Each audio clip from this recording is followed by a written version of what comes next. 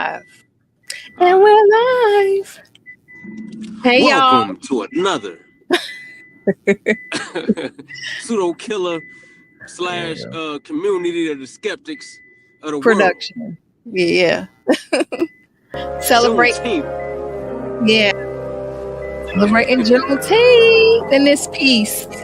Yeah. Already. DQ. Check.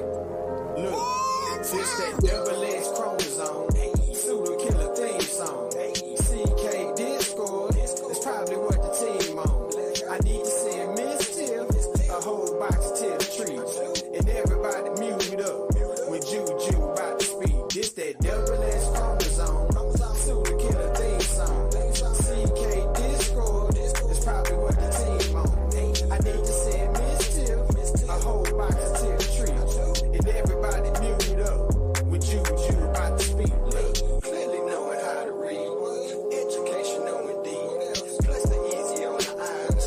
All the women wearing queens. The pseudo dies and I hope you know just what they mean.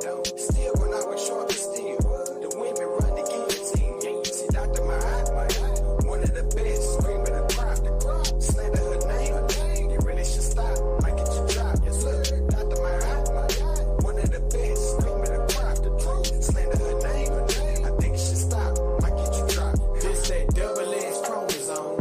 Pseudo killer theme song. CK Discord. It's probably what the team on. I need to send Miss Tiff a whole box of Tiff trees. And everybody mute up when Juju about to speak. This that double-edged chromosome. Pseudo killer theme song. CK Discord. It's probably what the team on. Man, y'all know what it is, man. Black African Power family, man. What's good? What's happening? A well-organized lie defeats a disorganized truth every time. Woohoo-wee, man. Y'all already know what it is, man. It's God killing the house, man. Check this out, man. We here, man. Got the guests on, got the family on, got the speakers on, and got the celebrators of Juneteenth on. Man, how y'all doing out there in the crowd, man? What's going on, Kent? What it do, man? I know you already at the barbecue doing what you do. What's up with you, man? Look at it, he disappeared. He blinked out. He'll be back. Blinked out. Kent. Chill, what's up, man? Y'all can't hear me? Yeah, we hear you. No, we can hear it. We can hear What it. the hell going on in this piece? Yeah, okay, yeah, what's happening with you, man? I was trying to turn my camera on, but it said something about disconnected or something like that. But what's going on, man? You know, Black Juneteenth. You know what I'm saying? Thank God, you know, the job's giving us holiday pay today. You feel me? They finally recognized us about 2 years ago. The day they freed the slaves, huh? Okay, let's get it. Hey, what's up, Chill? What's going on, brother? What it do, man? What up? Peace to the panel in the chat. What's going on? Hey, man, you know what it is, man. Just sitting back enjoying it. Staying away from the haters, man. They stay hating, man. But if you ain't got no haters, yo, you ain't pushing hard. It's quite a bit of them out there right now. Hey, making up shit, line. Smile in your face. Stabbing all kind of shit. All the time they want to take your place. Go ahead. Earlier today, I seen the most audacious thing I've seen in a long time. I seen a individual who is Jamaican American tell a group of African Americans that Juneteenth is an African celebration and you deny your Americanism by celebrating it. I thought that was very audacious. I thought that was the audacity of a person to say such ridiculousness. I mean, you know, that's par for the course with that particular Jamaican American. We already know. What's going on, Miss Tiff? How you doing? I'm doing good. I've been having a really fun Juneteenth, and I'm looking forward to making this a regular celebration and just kicking it up every year, kicking it up a notch. Sound like y'all was talking about American Dream. He do shit like that. Yeah, ain't nobody think about him. Quick to tell a nigga what they do, what they He do. ain't dictate nothing around here. Sound like that wild ass coon named Corey too. I Oh just my want to shout out to Coon Corey. Oh, not Corey. Oh Coon Corey. no. We I call thought him that was. Coon I Corey. thought he was family. I thought he was family. Yeah, Coon from the moon that came to Earth too soon. Yeah. Oh Okay. man. And his grandfather. That's Oh, where I'm not the at. grand. Come on, man. Not on the You Juneteenth go That's too. where I'm celebration at. You show. go too far. I want him to keep that same The energy all the Come on, time. Juneteenth. man. When he think about me, I want him to keep that That same is energy Unc on that. West. That those words come from Unc West Absolutely. Don't put Junior. nobody else in it. Man, not the Yeah, granddaddy, yo. I want to make sure. I want to make Hey, sure the man. nigga hate me at all times, all the time. Whenever he think about me, I want him to make up as much lies as he can. I want him to talk about me. I want to be. I got that little space in his head. Keep Yeah, you in the you know what it algorithm, is. huh? Yeah, keep me in the Oh algorithm, man. yo. Y'all know what it is, man. That message Play with these- is not sponsored by no one other than Yeah, but see, they the ain't Unc talking about West you Junior. behind your back, though. See what I'm saying? No, they Take have. it real. You can take it like that. See, well, I gotta take it like I take it. I don't I want all y'all to understand. think that I'm the one that started that. Yeah, keep thinking that. Good. No, I I started. I'm gonna finish it. How about that? Anyway, back to the celebration. That was my Juneteenth understand. message for all the damn slaves. Now, there you go. Oh, that's funny. Mhm. Yeah, we just want to get off a happy message around here. Y'all know what it is, man. That way everybody got their place and know where they at. All right. Some niggas think they too big for their britches.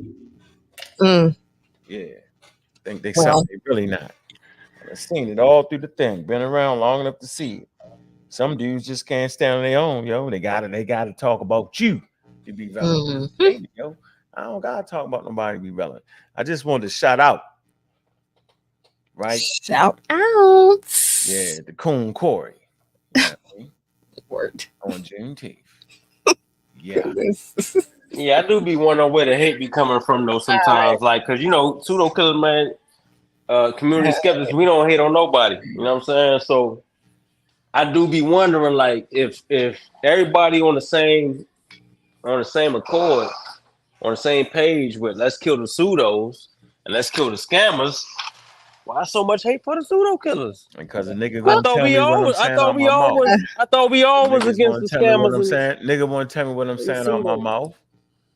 Cause a nigga mad because they can't do what I do. Yeah, Mm. that's Mm. what haters do, yo. Mad Happy because he can't do what Juneteenth, I do. y'all. That's the real issue. Man, where the love at? Ain't no love, yo. Anyway, Ain't no love, man. Ain't no love. I ain't never did it, yo. I ain't never did it, yo. I ain't never told Uh, another nigga how to so, think, yo. I ain't never did that. I ain't never Hell told nobody no. how to think. And if a nigga don't like the way I think and don't like the way I talk, get the fuck away from me. Do your well, own shit. That's there what you I'm have saying. it. Right. That's what Which I'm I, saying. Already. And I'm gonna so, keep that energy all day, Already. every day. Already. okay. So Mhm. what y'all think the cultural significance of Juneteenth? Now I know it's been celebrated since its inception. What was that? 1866, Marcus? I'm gonna look it up, but I feel like you have this stuff like right on hand. 18. When was the first Juneteenth? That was the first 18, celebration. the first celebration, right? I believe so. Yes. So what do y'all think is the cultural significance of it finally becoming a federal holiday right after the George Floyd, right? Man, hey, the cultural significance, man. Hey, look, I get holiday pay today. You know what I mean? Like all the other holiday pays. Right. You know what I'm saying? And then, government people, I'm pretty sure they get You just chipped out. official holiday. That's cool. You know what I mean? I don't know why you cutting out, Kent. That's weird. Okay. Chill. Equal or whatever. You know what I mean? But You was cutting in and out. I don't know why you cutting in and out. What who, about you? me? Yeah, you was cutting in and out. We didn't even hear everything you said. We heard about the pay, the holiday pay. But I was kind of like speaking more on, it was finally signed into to the bill, I guess, after George Floyd. Do y'all think that it would have been made a holiday had it not been for that tragic event? Somebody. I think it would have taken a much longer time. Mhm. But I think the energy that was out there during the time of George Floyd, uh, it made it politically savvy to pass it then, Mhm. rather than at other times when you had seemingly a more peaceful environment. Oh Um, yeah. so I don't look at it as a token, Who was as Queen a J? as a I got something. Put the link out there. acknowledgement. Oh, that's what's going. Oh, I look at it more like an acknowledgement of. I look at it more as compassion and acknowledgement of what we're dealing with as African Americans. okay. Yeah, And it happened to be a, because I know people were scrambling. Okay, what are we going to do to address this national crisis in this moment? So I'm sure it kind of it addressed several things at one time. yeah. I mean, and if you look at the history of America, you find that happens quite a bit. It's not like that. If you look at when Thanksgiving was implemented, it's a Hmm. prime example, right? It was, I believe, it was during the turmoil that led up to the Civil War, trying to get America to see itself as a single country. And so you take those steps. So you see those steps at that time too. You see what I'm saying? So it's not the only time that's happened like that. Right. It was a great opportunity to address like the pain that people were feeling, and to everything changed at that moment. There was the DEI movement was really big at that time. Now we can see it kind of crumbling or whatever. But things just kind of changed socially during that period, and we were going through COVID. So making that a national holiday was a strategic move, but definitely I like that way you put it, a compassionate maneuver as well at the same time. And then Ankh seems to have some historical documents. I just want to mention the sister. I hope we can bring something up with her, Opal Lee, the sister that really fought for a long, long, long time. She's still alive, to get this actually made into a federal holiday. So shout out to the sister. I got an official document on the Shout screen. out to Big O. The Emancipation Proclamation. It's an official document right here. Mm-hmm. So you can't have that Juneteenth conversation without the Emancipation Proclamation. Right. It just wouldn't make sense to you. All right. And by the way, you see they writing in cursive on here. They don't even teach our kids cursive in school no more. But y'all didn't know that, did you? Hey, so how do they teach them to write their signature, yo? Hey, good question. Can I jump in real quick and build on that for a second? No, you gotta let me Hold on. finish. How do they Right. teach them to write they do they because I You know a gotta lot learn of at times home. You can learn at home. they got DocuSign now to kind of teach you, or not teach you, but you kind of like, you got to do your little signature or whatever, but that's like cursive all day. So, okay. President Abraham Lincoln issued the Emancipation Proclamation on January 1st, 1863. As the nation approached its third year of the bloody Civil War, the proclamation declared that all persons held as slaves with the rebellious states are and henceforth shall be free. All right. I'm going to drop this in the thing, read up on it. Okay. And I believe Juneteenth, what happened 2 years after that? What is that what that was? It was late, huh? It's about 2.5. And we late. So we got the news late. Well, the individuals in that part of Texas. Just Texas? Yeah, it was just a specific area in Texas. Oh, they cheating. So I don't know if it was done on purposefully or if they were trying to, hang on to the institution for as long as they could. I admit it that I can brush up on the history. So if anybody knows, I thought it was 7 years, not 2. Yeah. What is So, it? Do we know? What is it? Let's get the right numbers. It was 2 years. Are you sure it was 2? Because I felt that it was before it got to Texas. It took 7 years for the army to come to Texas to liberate the slaves. Not 2. It was 1965. 18. Gardner, I forget his last name, with numerous units from multiple states, including the colored troops, arrived in Texas and made that proclamation. There's some dispute about whether he made it at a public meeting or if it was passed through the military to go through that area and let those who were enslaved know. There's some dispute about how the message got through, but the point is that it was in 1865. And you are absolutely correct. There was some deliberate stuff done during the Union progress through the South. A lot of slave owners fled to Texas so that they can maintain slavery. And so that's what was going on at that period. So if you look at some census numbering counting that was going on around that area, you'll see a great increase of population during the Civil War. And what was going on is that slave owners in their attempt to maintain slavery in some type of economic stronghold, including white women, fled to Texas with their slaves, started new plantations, and just didn't tell the slaves about the proclamation. They hid it, Until when? 2 years. It was 2 years after, 2.5 years after.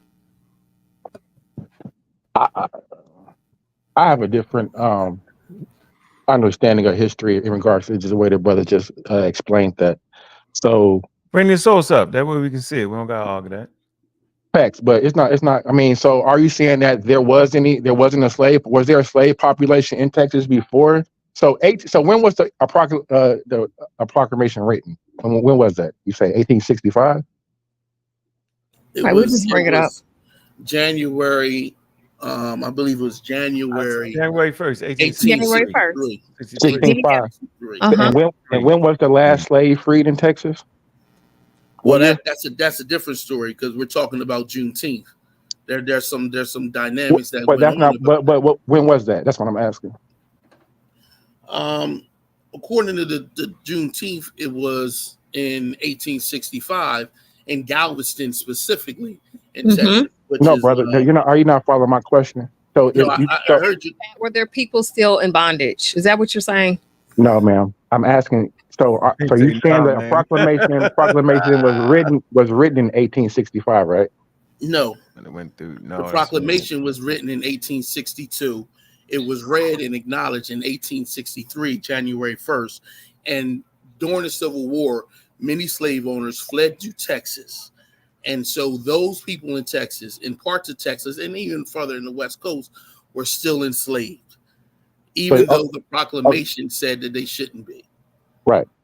So you're saying that in order for them to continue, so you're saying basically that they went there because the people in Texas hadn't heard about it yet. Still, there still was slavery going on there. So this is my understanding. So that when the troops came down to Texas to free those slaves, right, because slavery had already been abolished for, I'm in my understanding, several years, not 2, 7. Okay. But when they came to free those slaves, the slave owners freed them. They were told that they could go and wash them down, but it was those slaves that had. So this is why I don't understand why we even celebrating it, because what are we celebrating, the slaves' mentality? Because they didn't want to. So basically, it was the invention of wage slavery. You know what wage slavery is? Hold on, King J. Hold on, King J. Hold on for a second. You throwing a lot at us. I just want us to all be able to keep up. Can you give us a source on the 7-year piece? Kicking them with the black algae now. Right. I am. We need a source for the 7-year piece. We just want. Let me read this. Hold on, King J. I'm gonna give you a source. Hold on one second. Oh, you mean the dissertation? No, I think it's important. It was a sentence. I would like to mention the secession in the United States. So let's see what secession is. In the context of the United States, secession primarily refers to the voluntary withdrawal of one or more states from the union that constitutes the United States, but may loosely refer to leaving a state or territory to form a separate territory in a new state, or to the serving of an area from a city or county within states. Advocates of secession are called disunionists. by their contemporaries in various historical documents. Why am I bringing this up? Because when you come to the Emancipation Proclamation, it's important to know. Let me go to that document. It said, despite the expansive wording, the Emancipation Proclamation was limited in many ways. It applied only to states that had seceded from the United States, leaving slavery untouched in the loyal border states. It also expressly exempted parts of the Confederacy, the southern secession states that had already come under the northern control. Most importantly, the freedom is promised depended upon United States military victory. So we need to have all these facts in play before we just start kicking the black algae. Trust me when I tell you this. Let's get it real straight. Let's keep it smooth. Go ahead, King J. I just want you to hear all that I just said. It depended on the damn army, bro. It wasn't just, we're going to do this. No. Very complicated. So it very well could have been a time period. You know what I'm saying? But that would be understood. That wouldn't be because they didn't want to do it. That wouldn't want to be because, we just not trying to do it. It wouldn't be that. It's in real time. It takes army, manpower to move, get it together. We ain't got YouTube and all that back then. Most I definitely. just want to kind of kick that for you a little bit. That's all, bro. But go That's ahead, a fact. I'm in agreement with you.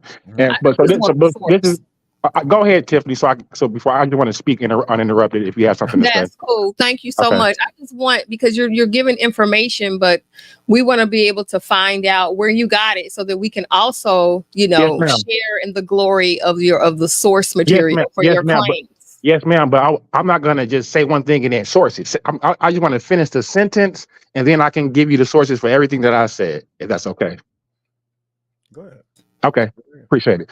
So my thing is what I was trying to build on was this: when the slaves in Texas were actually free, when the Union did liberate them, and the slave owners told the slaves that they could go, the majority of the slaves did not go, and it wasn't because they were still slaves. It was because So basically, they said, "Hey, you can go, or you can stay here and continue to do the same jobs that you were doing."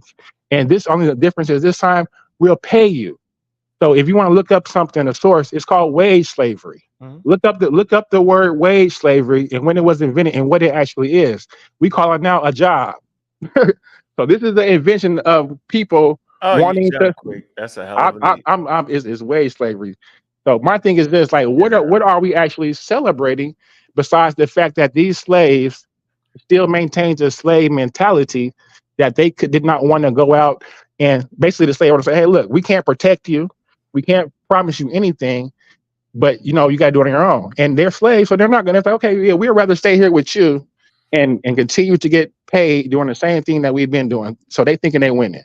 Can I chime in on what we're celebrating? We're celebrating the fact that would it not be for them, we wouldn't be here. That's for who, ma'am? I'm sorry, you Black American? I'm asking you a question for who. I don't subscribe to the word black because if I say black, I'm not a color or any crayon black. I know my ethnicity, man. I'm from Benin.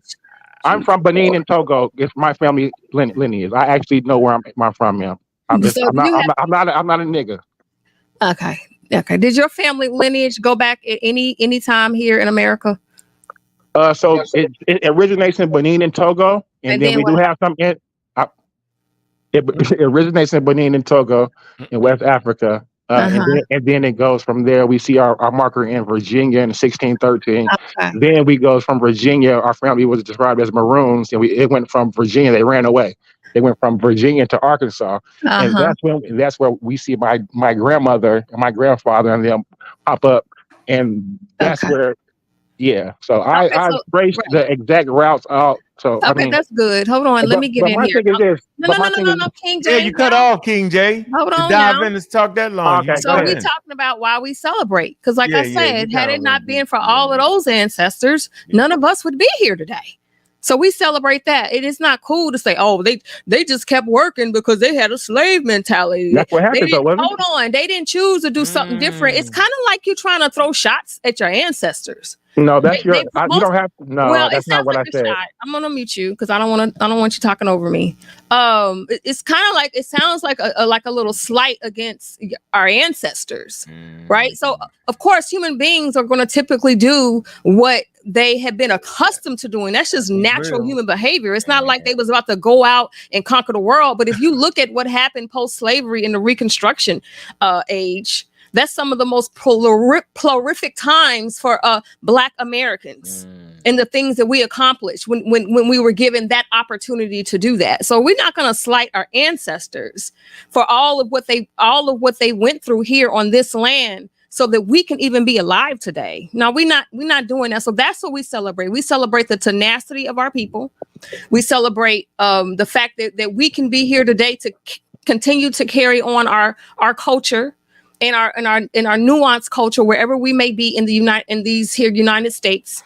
That's the celebration, and we continue on that because we still obviously we do have some ways to go. I can respect that from you. I respect that from you, Queen. Well, also one last little point. Stop. Go ahead. It's only fair that I can respond to that because she said that to me. Got to think, relax. I got a source on the screen, sir. Go ahead. Yeah, I'm looking at the source. Okay, so this is. I just want to read this sentence. There's a lot to it. I think what King J is referring to is equality and equity, and that's a struggle that we're still fighting today. No, I can actually tell you what I'm referring to. That doesn't I'm not mean referring to that. Wasn't progress. So let me read this sentence about the very, very first thing, and I think that'll bring clarification on what my point is. So it says 1 year later, they're talking about after 1865.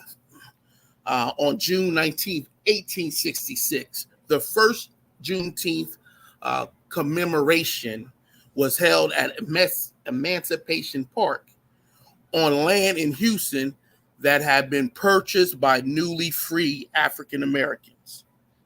So while yes, some of them did have some labor issues that developed afterwards, and yes, you had sharecropping come in, you had the fiasco with the 13th Amendment. All those things is equally true, but we cannot ignore this step in progress that had taken place. And we want to acknowledge that they didn't just stay on the plantation, they actually started buying land. And if you continue with the story, they would hold this celebration, come together, bring money, and purchase more land. But they took their land. They took their land from them at this point. Later on, they took the land from them. Hold on, King J. They no longer own that land. All right, hold on, King J. That's not true for all of our ancestors. Can I get my turn, though? Let me get my turn.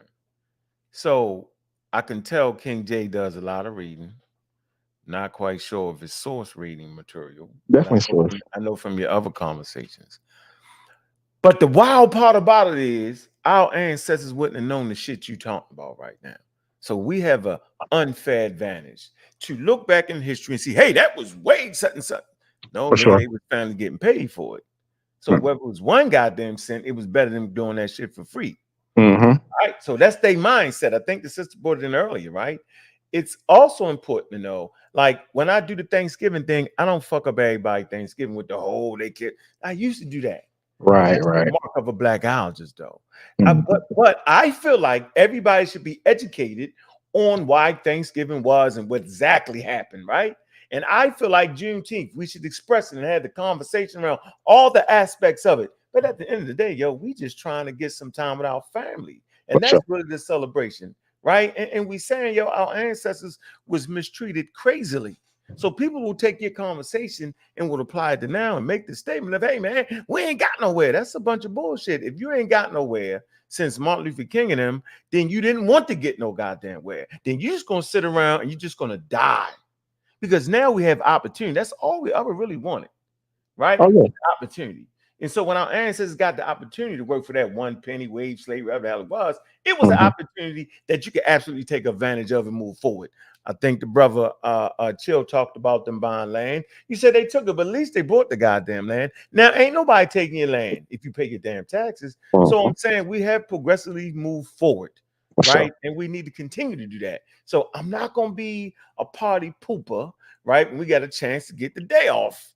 Doesn't make any sense, man. More time to spend with your family, right? Big We fact. always need that in this busy ass world. But yes, we must be educated, and I enjoy the discourse of going back and forth and in particulars, but never be a party pooper while your ass is sitting there enjoying the celebration too. Mm-hmm. And reaping the benefits, and reaping the benefits, and reaping the benefits of what the past has, you know, up until this time. We reap the benefits of what they've been through, what they fought for. So yeah, we gotta be a little more humble. Okay, Queen Tiffany, can I say something real quick? Yeah, because go ahead. I'm an entrepreneur, right? And I just want to speak on 2 quick points, right? I'm a tattoo artist. I've been tattooing for 5 years, generate a nice wage. And the thing is this, like today, a lot of people on my Facebook were saying, if this is a holiday, why we got to work? I got to work today. I got to work today, right? It's a holiday. It's a holiday. They at work. I'm entrepreneuring, not at work, doing what I love. You know what I'm saying? Different mentality in itself. Yeah, okay. There be no entrepreneur back then, huh? So you do agree that But another thing, the sister made a point about we started celebrating this when George Floyd came around. I agree and I disagree. I know this. That's not what I meant. I just want to be able to speak. You can, but that's not what I said. I know that people have been celebrating Juneteenth forever. I said when it became a national federal holiday was right after the George Floyd debacle. Yes, ma'am. So me remembering that time frame, I remembering that when the Juneteenth when Black Week just became aware of it, this Afrocentric stuff just around that time. It started taking away from the 4th of July. We stopped celebrating the 4th of July. So it made me think like they're noticing that we are stopping celebrating the 4th of July. We're all wanting to celebrate Juneteenth. Let's make this a national holiday. You know how much money they made? Do you know how much money they made making this a holiday? Now, yo. You saying anything? No, they're monetizing it. Stop. Let me because hold on. Let me just make it. You can understand. So you can understand what I'm saying is. No, listen. That shit up now. Come on. No, I'm not. Where's Listen. Stats? Where's the stats? I'm gonna tell it. If you let me finish you've been saying you about to bring a source. You've been saying I'm about to tell it. I'm gonna hold you to it now. Go ahead. Hold it to me. So listen, during this same exact time as George Floyd, never stop celebrating holidays in America, bro. So during this same time for the extra holiday, stop it.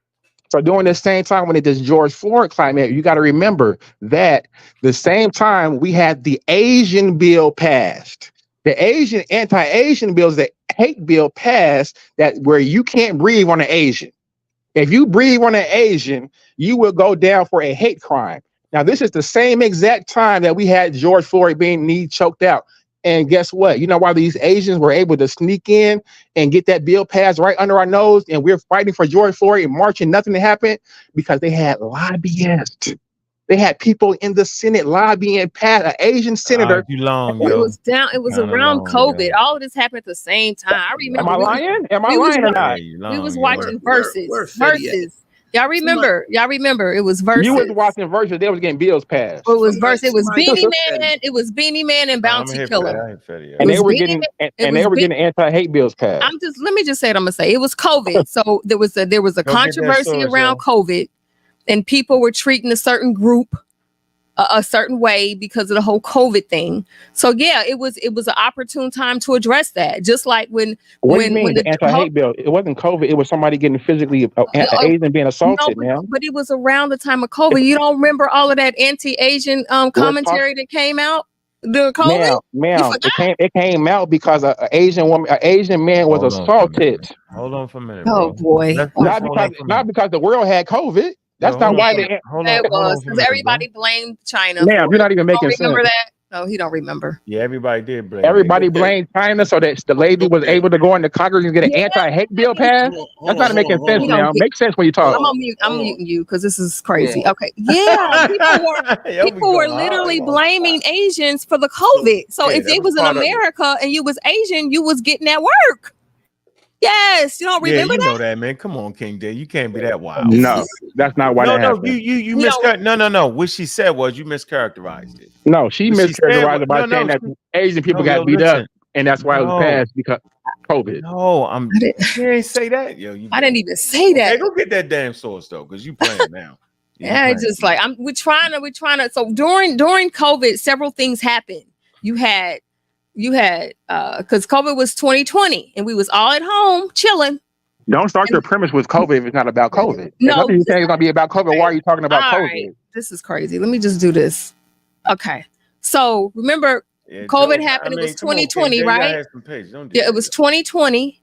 That was like in April, and everybody was home, so there was all kind of ways to like entertain people, so that calm the masses. And one of those ways was verses. Verses got really popular during COVID, where the musicians battle, and it was Beanie Man and Bounty Killer. It was the first like dance hall reggae versus battle. I think after that is when we heard about George Floyd. So you had the George Floyd situation happen. You already had COVID going on, where Asians were being targeted because there was rhetoric about, it came from them. Let's get them. So you had a multitude of things happening at one time that had to be addressed one way or another. Go ahead, Joel. Thanks for joining the panel.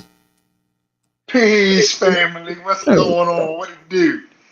What's up, man? It's going pretty good. Happy Juneteenth to y'all. Happy Juneteenth, man. Not the King J though. King J. Hey, Jay, do you put him off? He fell off. He fell off. he I fell? just put him in the back. I didn't kick him off, so he could have came back, but he just kept doing all that extra stuff. He sound like he a frequent listener to Thomas Sowell and Jesse Lee Peterson or something. I wonder. Nah, you know what? He is probably reading a lot of far left rhetoric. That's their conversation. The whole you gotta stop that.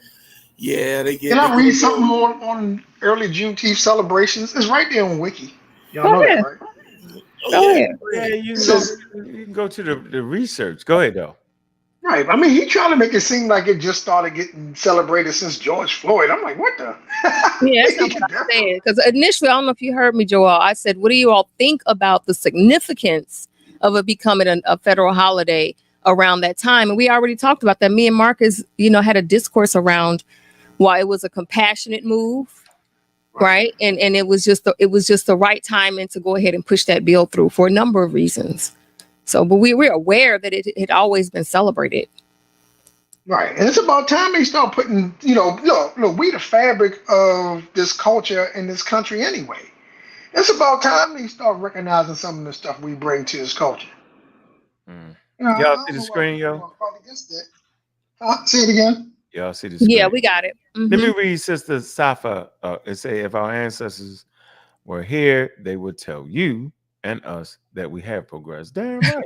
Exactly. Flying around in Bugattis and Maseratis and shit. Right. Motherfuckers be here. I'll be like, what the hell is wrong with you? So, okay, we got the Pew Research Center to support Sister Tiffany. It says Asian Americans and discrimination during the COVID-19 pandemic, right? And you can just pull it up right here. Let's see. About 1/3 of U.S. Asians know another Asian person who had been threatened or attacked since COVID-19. Okay. Percentages of Asian adults who say they personally know an Asian person in the U.S. who has been threatened or attacked because of their race and ethnicity since the COVID-19 pandemic. All Asian adults, 32%, Chinese, 39%, Filipino, 28%, Indian, 28%, Japanese, 28%, Korean, 35%, Vietnamese, 31%, other 39%, East Asians, 36%, 24%, 33%. There you go. Note, ethnic groups include those who self-identify with one Asian ethnicity only. Regional groups include those who identify with ethnic origins and belong to an Asian region only. So there you go, yo. So yes. What was this for bringing that up? This was a real phenomenon that really happened. So we can't, that's why I asked him. I don't know why. I mean, man, come on, man. That's why I asked him for a source. He didn't have a source. So yes. What was his reason for bringing that up, huh? Because he said Miss Tiff was using it wrong. Something wild said that's why he mischaracterized what she said. He said that's why they got the bill passed. So you trying to tell me that bill got passed? He trying to say the Asians just out of nowhere snuck in. Snuck it in. They snuck it in during the George Floyd thing, and they snuck in this bill, this anti-hate Asian bill on our watch or something like that. Like they snuck it in. I'm just saying all of those things happened literally at the same time, and they were all things that had to be addressed. Hey, American Dream, you gonna stop lying on me too, yo. Ain't nobody put you off the show. The same way nobody put a King J off the damn show. You running your mouth too much and people saying calm down, you put you in the back for a minute. We got a right to do that. Nobody's putting nobody off the show. Okay, so you keep running that lying ass narrative. And I told you before, bro, nobody put you off, but you keep pushing that. So now I know you to be a liar, bro. All right, knock it the fuck off. Here we go. Let me read two paragraphs. That's all I want to read. Go ahead, take your time. Go ahead. It says, formerly enslaved people and Galveston rejoiced after General Order Number 3. One year later, June 19, 1866, freedmen in Texas organized the first of what became annual commemorations of Jubilee Day. Early celebrations were used as political rallies to give voting instructions to newly freed African Americans. Other independence observances occurred in January 1st or 4th. That's all I'm going to read. I'm just going to read that one paragraph. Just so he knows that this is not some new phenomenon. It's newly recognized. But as far as being within our communities, it's not new. So I don't know where he got that from. That's all I want to say. Right. Why would anybody fight over getting a day off? Yeah, there are people in the chat talking about they did it to pass. No, he didn't get one. I think people got That's this. why he mad. He didn't get one. I think people got this confused. Nobody gave us the holiday. Right. We've been celebrating the holiday. And black people asked and protested and demanded they make this a federal holiday, and they did. So there's no plasticating nothing if you the one making the demand. Like, we got to remember how it happened chronologically, right? And so we got to just be a little bit more honest in our dialogue. There were numerous movements and acts and protests that demanded acknowledgement of Juneteenth. That's what happened. And there was a lot of uproar in the country at the time, and black people were making a lot of demands. Some of them they was able to pass through Congress and the Senate and was signed by a president. Others were not. Some were done through executive orders. And so there were a lot of progress. And in light of that, we should acknowledge that there is a central theme that black progress can equal white rage, in a sense that when blacks make progress, there's always a ebb and flow in which there's some repercussions for it. Dude, white rage, we got Negro rage up in here right now. And so we need to acknowledge that. And I think sometimes we got to become magical Negroes or something. Exactly. Where we can't enjoy our lives. Everything got to be about fight the power and all that. I can't go to a barbecue and have fun on Juneteenth, acknowledging the progress that's been made. I got to be out there with my red, black, and green flag with guns trying to shoot white people. Y'all got to knock it off. Listen, truth be told, most of you people are terrified of white people.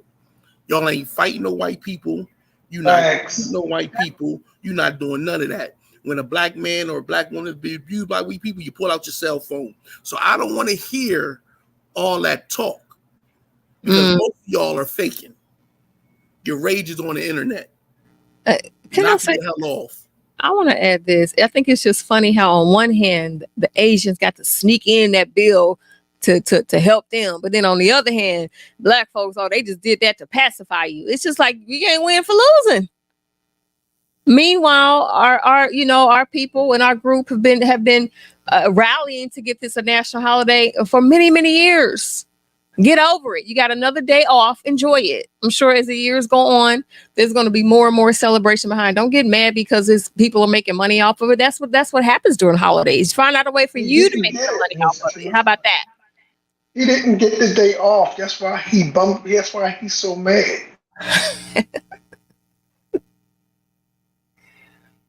And then they say they will recognize Juneteenth, but not reparations. Y'all, So fighting against reparations. If you're not for it, just don't even conversate about it, because if it do happen and you alive, you gonna be in line to get your check. So just chill. Hello. How June, about that? June, How about June, that? We already know that. June, June Definitely gonna be in line to get right. that check. Juneteenth is not a commemoration I of the never end. understand that, yeah. I think people are like we've already accomplished everything at Juneteenth. That's not the Right. narrative, nor is that the purpose. It's acknowledging a stage in which Black people have fought and struggled and have accomplished something. It don't mean that we don't have any struggles today. It don't mean that we're not still in a position to fight and to protest and to attempt to make improvements. But I think we need to just breathe easy. Like everything has got to be. I mean, to me, I'm watching this. I watch a few shows a day. To me, it's just a lot of wild stuff going on. It's wild. I get it. Enjoyed my Juneteenth. I had a good time. Some good food. Sure Right. did. Peace, family. I don't usually jump on here, but oh boy, Well, why pissed you me jump off. on then? Oh Hey, boy, pissed Lisa. me off. I've been celebrating Juneteenth forever, my whole entire life, There you go. and I was born and raised in Texas. Still Mm-hmm. here, gonna be here. Mm-hmm.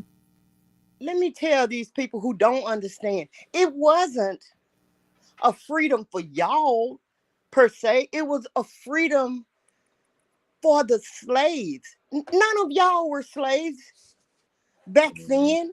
Right. If Right. you're a slave now, that's what you choose. They didn't have a choice. Mm-hmm. And for them to be emancipated from slavery, and Texas being the last state to be completely slave free and emancipated, yes, we celebrate, always have celebrated. And I know quite a few people have celebrated. If you don't know what you're talking about, don't get up here and act like you've been through it and your family didn't go through it. Maybe your family didn't get put over here as slaves. Mm-hmm. Maybe you grew up in the North where slavery was abolished before the South. And the Northerns came down and they got to be slaves again. So when it was all completed, yes, it was a win for Black people, African Americans, whichever you want to call it. And you know that wasn't the word back then. Right. And I'm saying, please get up here and know your history. My grandmother told me, as her mother told her, I lived through a lot of this racism and stuff that was so bad because it was in the country, real bad in little places where you don't think people would ever get out of it. But I'm saying, people don't get up there and think they gave us nothing. They didn't give us a damn thing. That's right. Our people earned this holiday. Don't try to belittle it. Don't try to take it away. If you choose not to celebrate, don't fucking celebrate, okay? Right. Yeah, go to You work. don't have to. Yeah, go to work. I gotta do go to work. I went to work. I don't even get paid for the holiday. It's not a paid holiday at my job. I went to work today. I was all right to go because I had a choice to go. Right. And had it not been for my ancestors, I'd have been out there on them plantations still. Mm-hmm. Not getting a dime for doing all that hard work. I get to go over there and live off their scraps. People don't belittle the celebration. That's right. Don't belittle it. Because in that little old town called Mahale, Texas, we celebrated it every year of my life at Comanche Crossing. And I bet you they had it there. I didn't get to go this weekend, but I bet you it was there. Right. Yeah, keep your mouth. Don't Some do shit we it. just keep our mouth shut. Thank you. Thank you, sir. If you don't know, step the fuck off. There you go. Yeah, you Talk to know him, Auntie. Talk There to you him. go. Okay, I'm leaving now. All right, Peace, sis. family.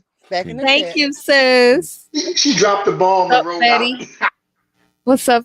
You wanna share something up first? No, I just think, yo, we just, I think we have a right to our opinion way far, freedom of speech way far. And in essence, man, I think we should just educate ourselves around the whole situation, understand the whole dynamics, and just use it as a day, like I said, to celebrate, being around your family.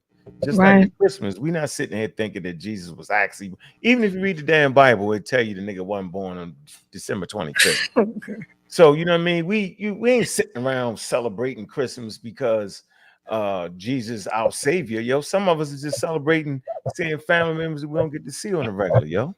I mean, Right. that should be good enough. And we should never Exactly. equate a damn holiday with reparation. That's two separate ideas, two separate things, Right. right? And then you got the haters, Jamaicans, like American Dream, that talk shit about that. I don't even understand that. Just a Like, I'm hater. never hating another nigga get money, yo. Right. And so we got a community full of haters. You know what I'm saying? Like they hate about every goddamn thing. To where we tear each other apart. Just on some basic hate shit, nigga. If you hate the way I'm doing some shit, do it. Do something else. Right. And let's celebrate together. If you hating a holiday, make up a damn holiday and go out there and make that shit get put forward. Put it the Blackology holiday where niggas think everything is black holiday and fight for that shit. Right. He can't. We the culture. Look, he over here because we paved the way for him to get over here. Shit, what the heck? I wanna read a section from the Juneteenth thing because I think people,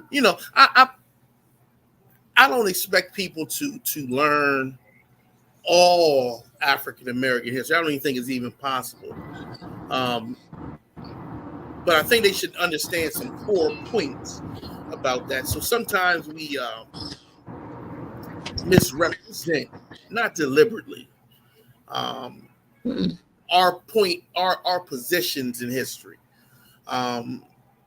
We aren't monolithic, right?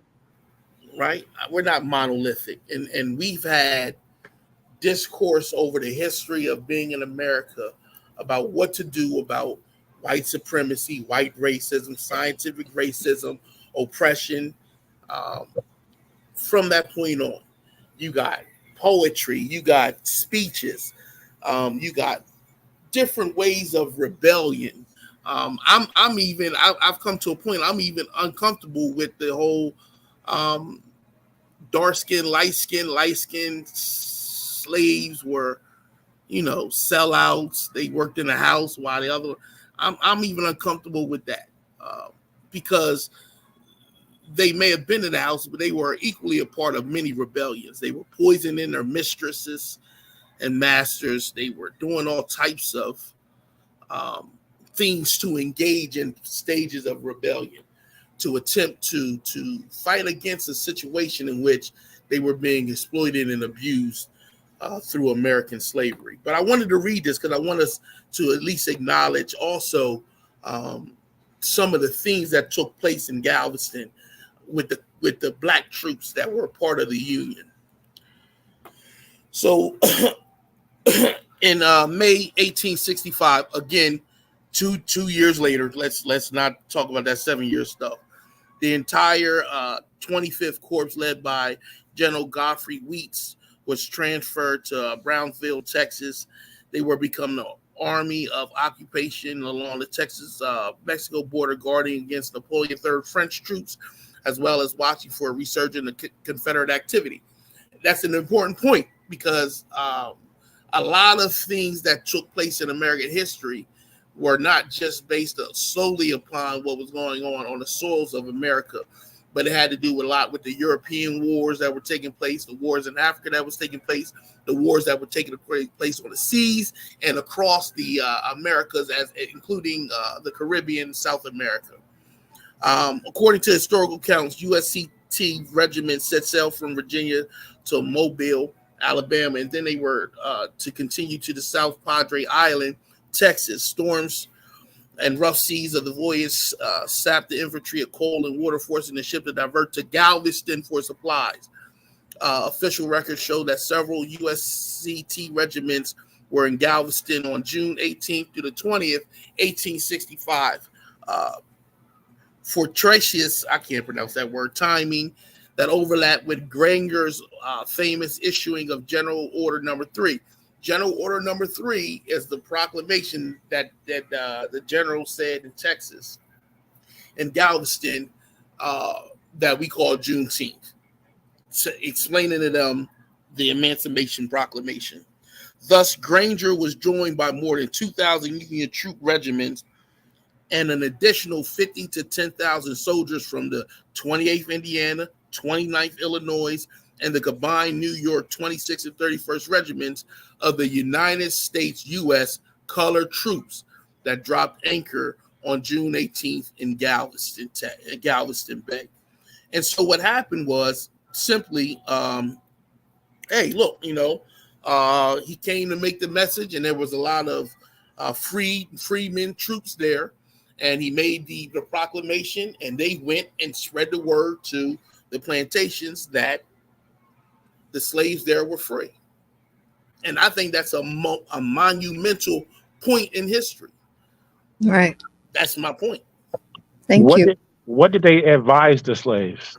Okay. I'm sorry, King J. We have two other brothers on the panel that we need to get some time to. So King J, yeah, I'm sorry. There's a crazy. Yo, you crazy. Yo. Well, he didn't read the whole thing, so I was just wondering why he stopped. Okay, I'm just saying that we have an order of show. So okay, no problem. We have two other gentlemen that are on the panel that I'd like to acknowledge, and then we can come back to you. Yes, Fetty, ma'am. do you want to come off mute and say and chime in on anything yet? What's good with y'all? Peace to the What's panel, up? to the chat. Happy Juneteenth. Peace. What's good, Fetty, man? How you doing, brother? Good, man. It's been an interesting day. I had to work as well. Like the Queen said, my blackology ain't kick in yet, but as the day went on, I went to the museum. I went amongst the people, and it felt good. And my guy Kendrick right now, I think he's he's bringing the blackology out of me right now. You know what I mean? So it's been a good day. And also I've learned hearing the different conversations from the day about Juneteenth and how it was started from. I forgot her name. I know her last name was Lee. What was her first name? Opal Lee. Yeah. Learning about she that. fought for it to become the national holiday. Yeah. Just learning about that actually led me to more questions in regards to me being 28. Like I'm like, wow, why didn't I, or people in my demographic or age group in Virginia really didn't know about Juneteenth like that. So after looking into it, I actually found out that in Virginia in particular, their form of Emancipation Day was April 3rd and April 9th. So that was very interesting. And that also shows that, like y'all say, it is a very important thing to acknowledge. So What year? I'm a reader right now. It says, although we now celebrate Juneteenth as Emancipation Day, historically, Black Virginians honored April 3rd and 9th. Local historian Basita Cawthorn writes, it was the day that the city of Richmond fell to the Union Army, a military operation brought about largely through the efforts of African-American troops. April 9th was Emancipation Day in Lynchburg and in King William County, marking Robert E. Lee's surrender at Appomattox on April 9th, 1865. In 1866, Richmond designated April 3rd as Emancipation Day, which remained a major holiday for Black Virginians in the city until it was suppressed during the Jim Crow era. So I didn't know that. So wow. That I just want to say this one thing, and then I'm gonna see if Nubian Kemet. One of the things that we did today, I was saying earlier, is that we actually celebrated some of the unique things about our different our subcultures as Black Americans. So that's an example. So it was, and I'm sure there's other examples of that is probably other dates that were key specifically to those areas, like you just mentioned, Fetty. And I think all of those things are worth commemorating and acknowledging. Absolutely.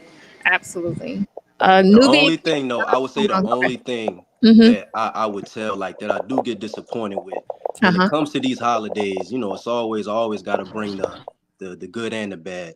Yeah. I do notice, even on St. Patrick's Day or Cinco de Mayo, we would be the first to celebrate other people's, holidays or whatever, whether it's going to the bar, turning up or whatever. Y'all know how it goes. Yeah. And one thing with Juneteenth and, taking this whole, historical thing important is that I know it's going to be a lot of people who use this day just because, they didn't go to work or they just trying to turn up for real. And I just want this day in particular, because again, with Kendrick holding his concert, even Yeah, this show, this can be a good launching point or a good, to improve a lot of circumstances and situations in the Black community, giving people a sense of, pride, community, and things of that nature. So I just I hope this agree. can be used as a catapult to, correct some things. Oh yeah, I got some ideas. We can talk Well about that spoken. another time. Well spoken. Chef, you want to say anything? Oh no, y'all was already y'all already said everything that I would have said. You feel me? So Wouldn't have said it it the is. way you said it, nigga. Huh? Wouldn't have said it the way you said Go it. ahead and throw your chef spice on it. No pun intended. No, y'all absolutely right. I got on because I had this same conversation over on Tri Media earlier with Brass, but I think everybody kind of straightened him out over there. Um, from DQ being from Texas, and he gave a good history on it and how they always celebrated it down there before it became a national holiday. Um, I don't know. What's his name? One of those Magi archers came on and did a good job on it too. So you Okay. know, I'm here. who's I'm that? here. Black Lion? One something Like, Lion? this King J. No, it Go wasn't me, ahead, King King. J. It was You talking about Sunchild? Sunchild. Damn. Sunchild finally got something right. You know what I mean? Oh, You Aw. get him away from Egypt and get intelligent.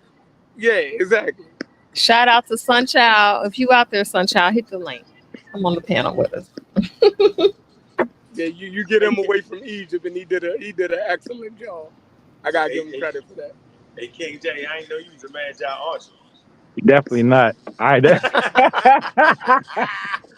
Definitely not. You already know what it is. Fuck with you. Go ahead. Go ahead, man. Oh, I want one point to make. When you talk about the Emancipation Proclamation, you gotta. The funny part about it is, if you listen to what I read, the slaves weren't actually. The shit only applied to the states that had succeeded, not the loyal states. Ain't that crazy? That's a crazy twist. That's crazy as hell, ain't it? Yeah, Because you never read the Emancipation Proclamation, yeah. so you think that freed the slaves. No, it said they was freeing the slaves in only the states that was still in rebellion. Yeah. It was a punishment. It was a punishment for them niggas still fighting. Now you can't have no slaves. Yeah, it's crazy. It's What crazy. what what is really strange about it is that it was purposeful only in places where the Union troops were at, because the states in rebellion had their own government. They weren't even listening to Abraham Lincoln. Yeah, so it was real hollow. Right. Right. So it would be like the Queen of England writing a bill for America. Ain't nobody Exactly. listening to that. What the hell does that mean? But what it did though is it did give the Union soldiers the ability to take property, or what they were calling property at the time, only if they were, in control of that area. So Contraband. It changed the slaves' status. It changed the yeah, slave status that was going into the Union ranks. right, Because and first they was just called yeah, contraband. and as the message got out, it disrupted the production of food and products in the South, because slaves started fleeing to Union-held territory under the auspice that they would be free once they reached it. So it was, it moved in such a way that it was, whether it was intentional or not, Or they blacks seen it as intentional, and they made moves based on that. And a good person who talks about that is Frederick Douglass. I think I'm gonna pull up his speech so y'all can see it. Not the July 4th speech, another speech that he gave. and the war was fought over slavery. That was part of it too. Ain't that crazy? All of it's crazy. Like they can't make their mind up, huh? Right. Did you want to add something, King J? I did. With due respect. There's a particular part of this proclamation that we keep. I don't know if you're not reading it or just avoiding reading it. It's at the very very bottom of it, right? And Mhm. and the commander or whoever the gentleman was reading his name, he says something very interesting to me. He says, and the freed ones are advised to remain home and work for wages. Advise these slaves that they will not be able to collect from military posts, and we will not be able to aid them in their sickness. Now, although they're coming in and liberating these slaves, they're also advising these slaves to remain home and work for wages. Now, earlier I brought up the point about wage slavery, right? Uh-huh. So this is where I'm getting this from. This is from the actual proclamation, right?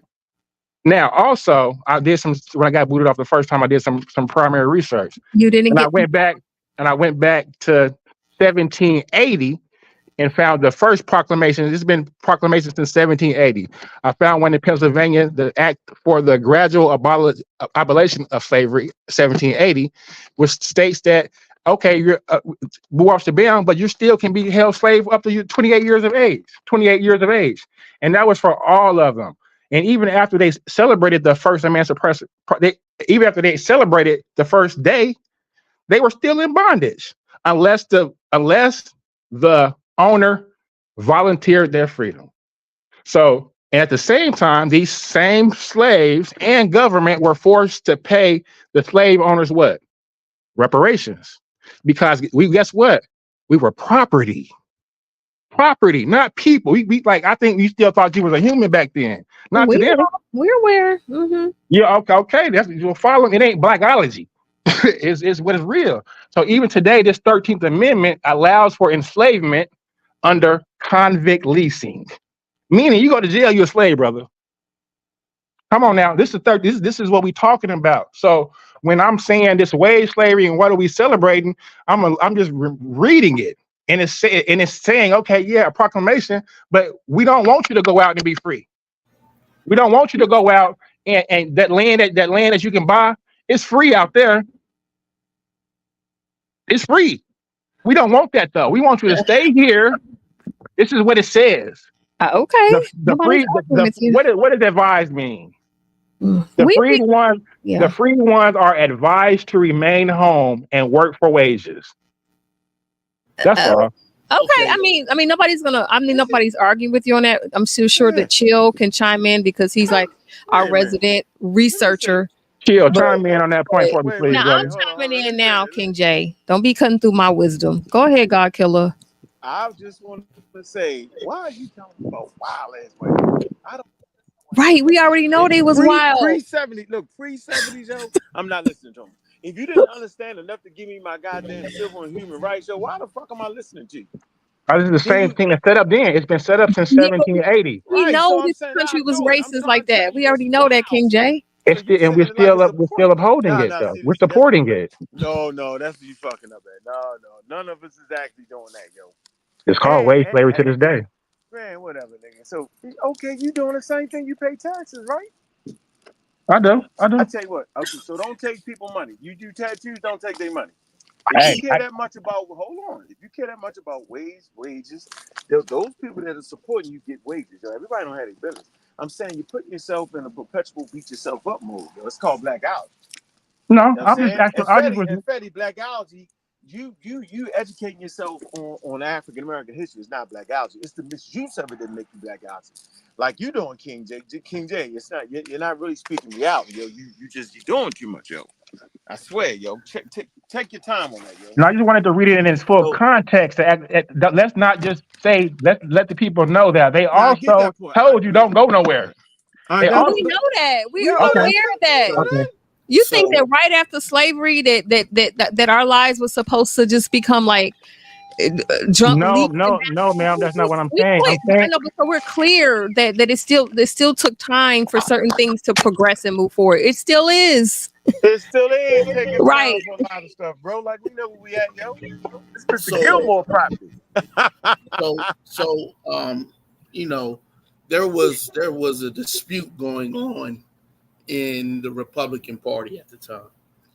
And there were the radical Republicans were pushing for complete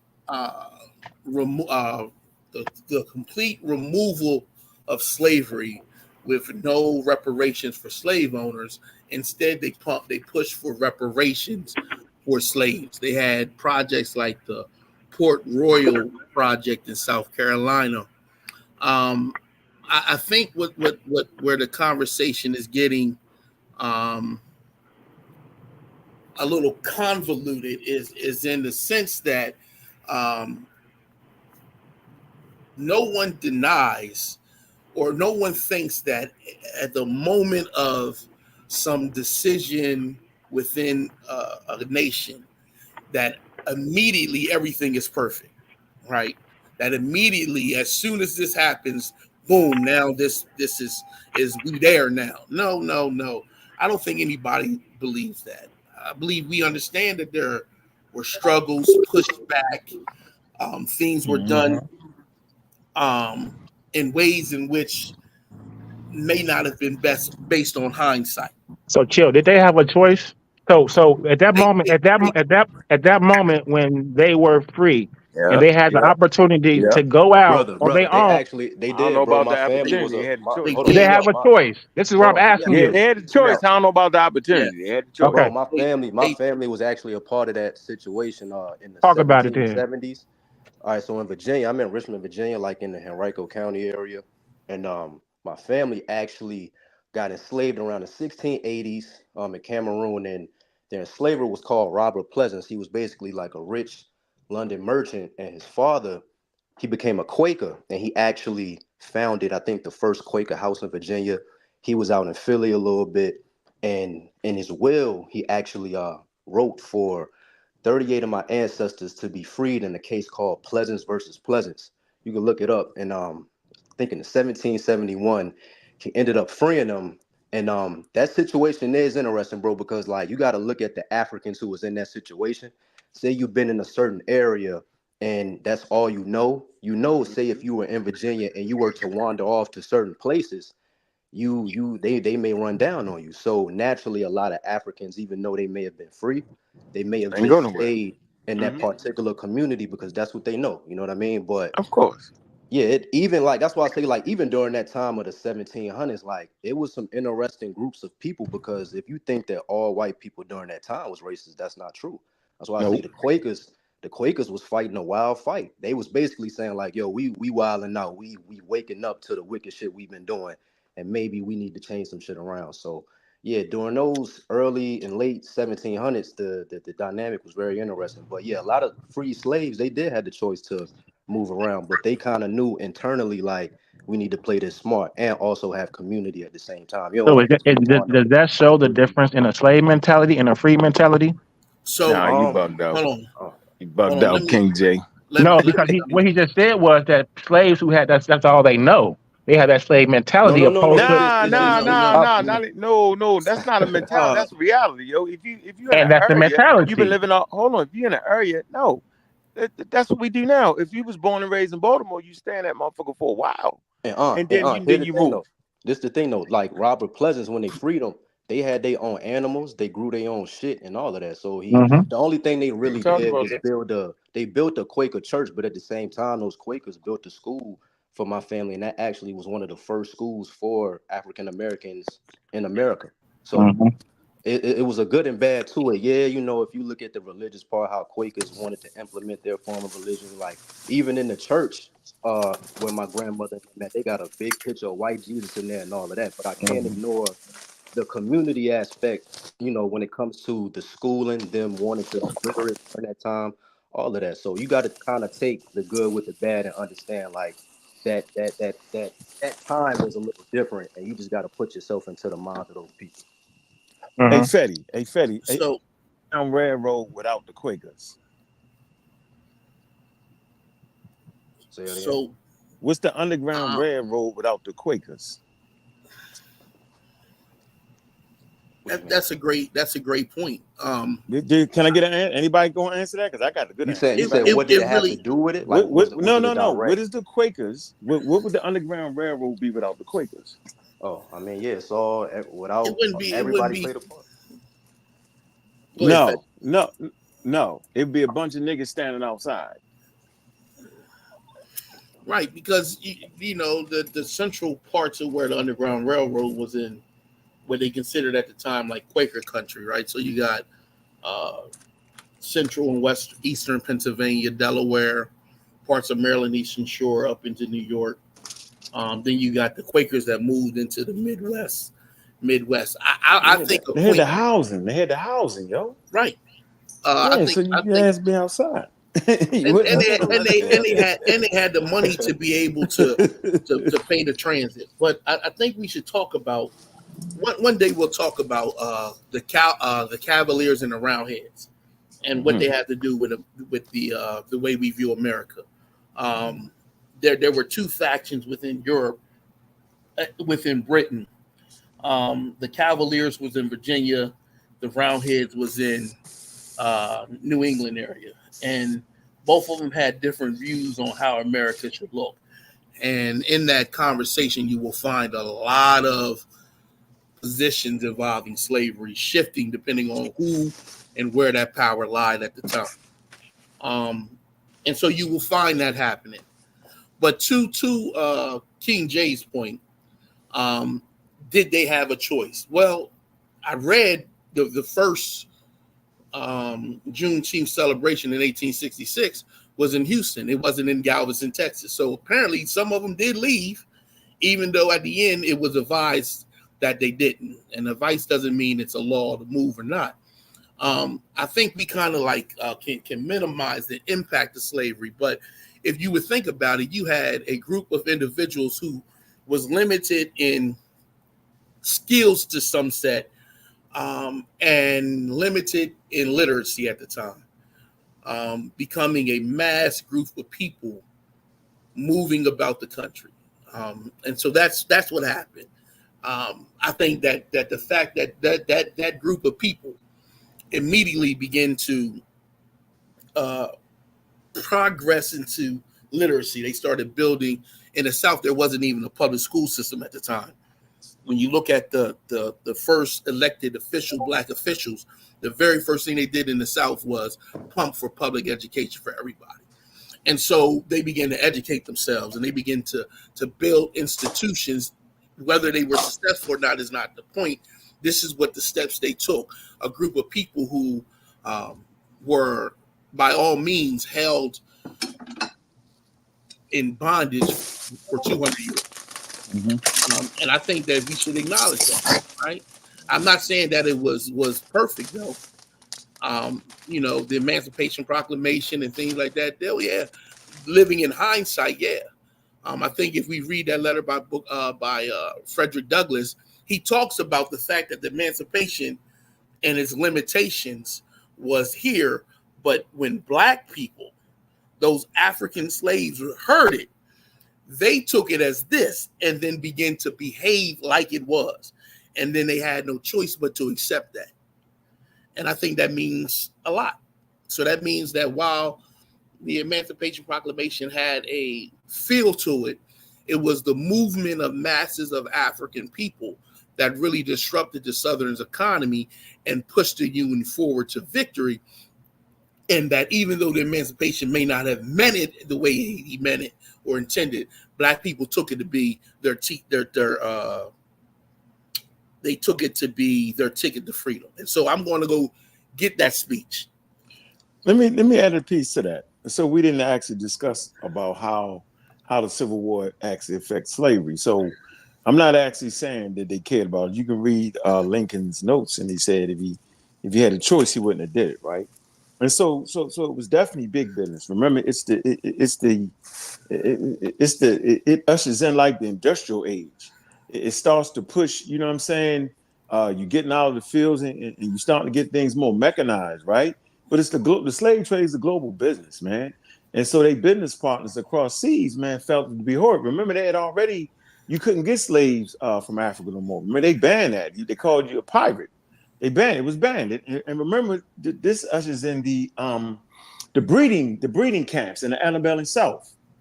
Okay, but they trading partners like, nah, man, we ain't gonna keep doing business with y'all with that slave shit like that, man. So, it was definitely a business maneuver, right? And the effects of it was, the Civil War, and we get you the Emancipation Proclamation, and you get the Juneteenth. I mean, all these are important stepping stones in the history of African Americans, man. So I think we should take that shit serious, yo, and stop playing with it. It should motivate you to push more things forward that we need, since we definitely have the ability to do it.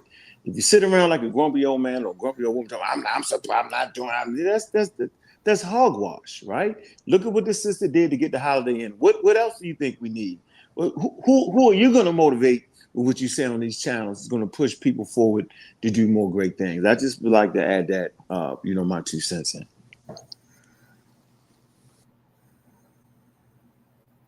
Thank you. Okay, Marcus, you want to chime in on anything on the conversation? Yeah, I'm getting this letter. It's called I think it's What the Negro Wants by Mm-hmm. Frederick Douglass. I'm going to pull that up, and then I'm going to read a section out of it, because I think he being a contemporary at the time brought about a good insight about this whole movement. But so give me a second. I'm gonna look for that. Okay. Well, what did you do for what did y'all do for Juneteenth? What did you do, Fetty? Popped out to the museum downtown. I mean, with some good food. A lot of blackologists around. I mean, Any special dishes you want to share? I ain't even eat nothing for real. I was just, fellowshipping, talking to different people. I had my head on a swivel in there. I mean, Okay. It was cool. I stopped by for like 20, 25 minutes. You know what I mean? So yeah, it was cool. And I learned, like I said earlier, at the end of the day, I'm glad that I learned something new today. So like I was saying, I kind of overlooked it. You know what I mean? Like I was saying, like I really didn't know about it until I saw on the news that I think the governor declared it a national holiday. You know what I'm saying? And that's when I paid attention to it. But after earlier today and then breaking it down in the history and all of that, I'm like, cool, we could definitely rock with that. That's cool. I went to my girlfriend's house. We had an intimate gathering. She made red beans and rice. It was really good. It's really good. And what else? She made some greens, some barbecue chicken, some cornbread. Yes, it's threw down. We had I don't some know what it is, but I just can't trust. Like if I see somebody making something, like I'm like, who made that? I gotta meet Man, them. well, I mean, it's one of my best friends. So, and she made some. Okay, We had these red velvet brownies with pecan ice cream. we went in, and it was telling some stuff about some controversy over ice cream. I gotta look it up for myself about the history of vanilla ice cream, and apparently I don't know if this is a myth or not. Black people weren't allowed to eat it, so then they started making butter pecan, and so that's why that's a popular thing in a lot of our households. I don't know. I gotta look it up, but I heard a lot about the ice cream today. So many little things. Wouldn't be surprised. That's wild. Yeah, it was good though. Well, red velvet is only like a dye, so it's actually chocolate cake anyway, with just the red dye, which is red velvet. So just imagine the brownies; they were just red with the white icing on it. It was good. Oh yeah, I know they was throwing down. What you do, Unc? You do anything to commemorate today? Oh, somebody keep muting me out. Who keep muting me out? I have no idea. Wow. Go ahead. I know growing up in Baltimore, that wasn't something that was actually talked about for real. And so I think it's definitely a positive thing because it brings you closer to really, getting your story down, Pat, man. Yeah. I think it's all essential. The aspects of you in America.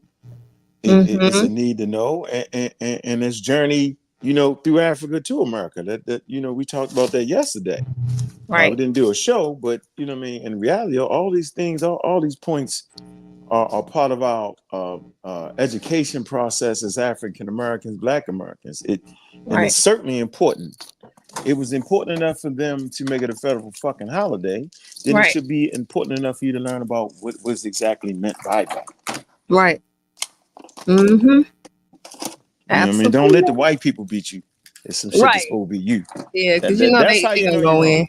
That's how you know you're you're wrong. That's how you know you're wrong, Yeah. bro. You know you're wrong if the white Yeah. people doing it better than you. Right. You know what I'm saying? You know, if the black people can, if the white people understand what Egypt is and the racialization of it, and you don't, Right. you're in trouble. That's my point. That's Yeah. my 3 cents for the day. How the hell they Okay. get it right in the museums, And but we, y'all niggas can't get it right?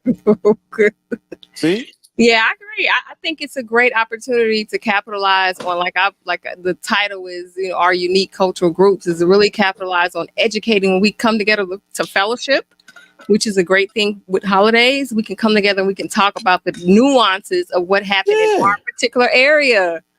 That's All how the we shit. pass on our own stories and educate, our younger All the generations shit about our King culture. J said. You can hear all the shit King J say and look that shit up, make sure he act and say, damn, that's interesting. That's part of it. Man, you mean to tell me they put him in that position? Wow. Mm-hmm. Yeah, that's it. See, that strikes up intelligent conversation. That's important. Yeah. Yep. Yeah, King J, you ain't showed us no sources yet, though. He never What is showed that. Yeah, see? But just on some real fun things, just Fun. like the different foods that we ate. Like where I grew up, we grew up eating catfish and spaghetti. Like when we had fish fries, it was catfish and spaghetti. But did y'all do that in Baltimore? Probably not, because you was right there by the water. You probably had, I don't know, crabs and what else? No, I was in Maryland. Maryland was one of them states. He was in Baltimore. That's what I said. Yeah, we ain't do none of that. I ain't know about no damn Juneteenth. I just found out about No. I'm not talking. What I'm saying is, when it's I an got to Georgia. opportunity to fellowship and learn about each other's areas, our unique cultural nuances. Yeah. That's real. Like the different foods that we eat. Our music, the way we dance. I think it's just a great addition to it, and I think a lot can be catapulted from this. So Valisa says no. What kind of type of fish did y'all eat? You ate catfish off Kansas City, Missouri. We know we don't eat no catfish. That's in the Bible. Okay. All right. Chill. He's still looking for that source. No, I got it. Whenever you're ready, you can share my screen. I actually did something. I put it in the Discord. I was out on Saturday. Our event was Saturday. So today I had some business to take care of, medical. So I did that, and then I went back to work, and I got together with some of the young fellas, and we talked about it. And I gave them, a brief lesson in the history of what was going on, and so that's what I did today. Really, just talk the history. I celebrated on Saturday. There was a big event on downtown Wilmington. They had the performers out and all like that, and we talked about increasing the young black voters in Wilmington, which has become a recent issue. So some people are going to get together and try to address that. And I'm probably going to join them since I'm from a specific neighborhood of concern. And many of them still remember me. So that was Saturday, and then we moved forward on the day. So that's what I did today. Okay, nice. So Tell us about your source. Go ahead. So this is Frederick Douglass's speech, What the Negro Wants. Sometimes they put black men a little uncomfortable with using the term. And so he's talking about the Civil War, but he's going to talk about the perception of black people in it. And so it says, it was begun, I say, in the interest of slavery on both sides. The South was fighting to take slavery out the Union, and the North was fighting to keep it in the Union. The South fighting to get it beyond the limits of the United States Constitution, and the North fighting to retain it within those limits. The South fighting for new guarantees, the North fighting for old guarantees, both despising the Negro, both insulting the Negro. Yet the Negro, apparently endowed with wisdom from on high, saw more clearly the end from the beginning than we did. When Seward said the status of no man in the country will be changed by the war, that Seward was a general who first went, I think it was in Virginia, and he made a speech July 4th saying that the Union would not take anyone's property. So that's what he was referring to. If you didn't know what that was.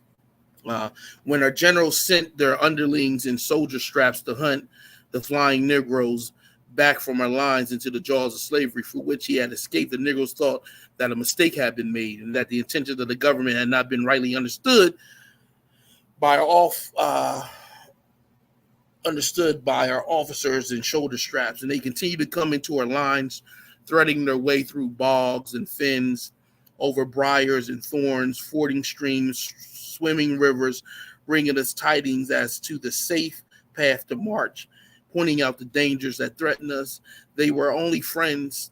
They were our only friends in the South, and we should be true to them in their trial hour and see to it that they have the elective franchise. So, what Douglas is referring to in this section, and you should read the whole speech because he gives out a lot of other details, is the fact that during the progress of the war, blacks were already saying we free now. That's what they were doing, and they were hounding the Union troops, and in doing so, pushed the idea of emancipation, though that may not have been the intent at the very, very beginning. And so that's what happened. And so I think we should acknowledge that. And the culmination of that work was those colored freedmen in Texas, running through Texas, telling them they've been free. That is the culmination of this long process, the bloodiest war in America. Yeah, can you imagine what that must have felt like to see the colored troops coming down to let you know that? Like, I just can't even imagine the feeling that our ancestors must have had just getting that news from people that look like them. Fear too. I bet you was some fear too, though. You know that, What right? you mean? I'm sure there was some fear, probably some disbelief, probably a whole lot of emotion. Because that still ain't stopped the wild ass white people. So now you're not under the protection of the plantation. And that's what they could use that. Okay? Yeah, and that's what King now James, I got you, nigga. right. They could use that as a means to, well, you know, you can just stay here and I'll pay you a little bit, but at least you have a roof, you know. So I get that. I get all of that. I'm just saying, you know, on the plantation, you safe. Right. That's what you know. That's what you why know. A lot of people didn't break out with which becomes the name scene, you know what I mean? They was like, man, Harriet. With Harriet. Yeah. Like, come on, Harriet, you put us out there in the middle of nowhere with a whole bunch of wild white people. At least on the plantation, right? That you was somebody's property and you weren't just coming to steal. And if you did, there was repercussions for it. I know y'all say that's wild, but that's those were hard choices for them. We had like got free. They were like, yeah. No, they was like, where the fuck we gonna go? What we gonna do? Yeah. We got a gun? Because you definitely need a gun. Right. So everybody wasn't, I'm saying, I'm sure us progressive ones over here would have definitely found a way to have guns and we'd have been left with Harriet. I'm sure that we'd have left our grandmothers and mothers. I'm gone. I'm pretty sure of that. So yeah, choices was hard. And we can't imagine what it must have been like because we wasn't there. But what we can say is, you know, we are here because of them. We can acknowledge that. And you know, so my hat goes off to our ancestors. And I think one of the beauties about it is watching their progress, watching them move from indecisiveness to decision making, to struggles and strife, to continuing the progress, to having setbacks, and then going back in at it again, over and over and over again to elucidate that history. I think that the demand of Black people forced other groups to acknowledge and to live by the words they were speaking. And while it may not have reached its ultimate maximum now, I think that the continued struggle and conversation was beautiful. And as far as DQ question, he asked a question. Yeah, I told him about, I did already mention that during the Civil War, when the Union troops were progressively moving south, a lot of the slave owners fled to Texas. And so you can imagine being in Texas for a year and finding out that the your slave master hid this fact that they've known for a long time. They did that with the Haitian Revolution. At least they tried to keep it out of the ears of the slave population, but it still got out. And so, I think the day is a beautiful day to talk about both our progress and where we at today. What areas do we see struggle in? Fetty always brings up that source about scientific literacy in the Black community. I think that's an area where we need to definitely make improvement. Oh man. Yeah. But Hey, big up to John Nix, man, for that support too, brother. But living in a place where you can say we still have this road to travel, it's always good to look back and see how far we've moved so far. And it's been a strong and hard fight. I want to get Vasa and Fontaine in. I think Vasa, did I say your name correct? Oh, that's not job. Vasa, did I say your name right? Yeah, it's Vasar. Peace, Vasa, everybody. Vasa. Welcome to the panel. Thanks. Juju invited me up here. Peace, Unc, Marcus, and the family. Peace, brother. Peace to the chat. You wasn't coming without Juju inviting you up, huh? I always got to honor Juju. That's my sister, big sister. Ah! You know Juju that, strikes again. I know, all the way live. How y'all doing? I didn't get to hear everything. I was still at work when y'all started. But Oh, we said a lot. What are your thoughts on us, commemorating, and what did you do? Anything special to commemorate? I mean, or share your thoughts around it. I had to work today, but it's always been a thing in Black culture in Oklahoma. Right. This is our freedom from the natives to all you Abo folks. This is when we got freed from their bondage. Mm-hmm. It was such a big deal that by the time we began migrating to kind of speak towards what we're going to do with that, freedom. When we migrated to California, we brought the tradition with us, and it was called the Oklahoma picnic there. So we kind of look at it from an Oklahoma perspective. I love it. But I wanted to know if anybody spoke about the World Fair in Texas of 1936 and how that combines with Juneteenth. No. Okay, that's the first official recognition of African American accomplishments. Is 1936 World Fair in Texas. They set the Hall of Negro Life there. And many of us have seen the paintings before. We may not recognize it, but this is where Aaron Douglas paintings and shrines and murals were truly, truly highlighted. And that was a part of a Juneteenth thing. I'm not that strong on Texas history, but that's one of the things I got mentally noted. That's awesome. I didn't know that. But we got to keep in mind that's 1936. It wasn't that around the time? Wasn't that around the time of the Olympics with Jesse Owens and that? Wasn't that around the same time? Oh, I'm not too sure. Let me look that up. I'm gonna look it up. Go ahead. But before I lose my thought, that's 1936. The last slave to officially get his freedom in Texas is not until 1942, and his name was Alfred Irvin. If Ahmad wants to, you can find a link and share that in the chat. Maybe you can, Juju. I see your name down there. Alfred Irvin, 1942 in Texas. I forget what town, but that was the last slave freed. So I'm bringing it up to say there's a lot of nuances to our story that we need to be made aware of. As we celebrate this, we still had those unfortunately stuck in bondage.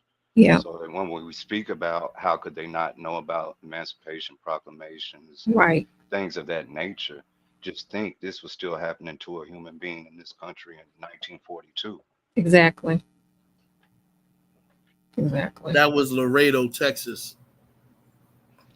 Thanks, Marcus.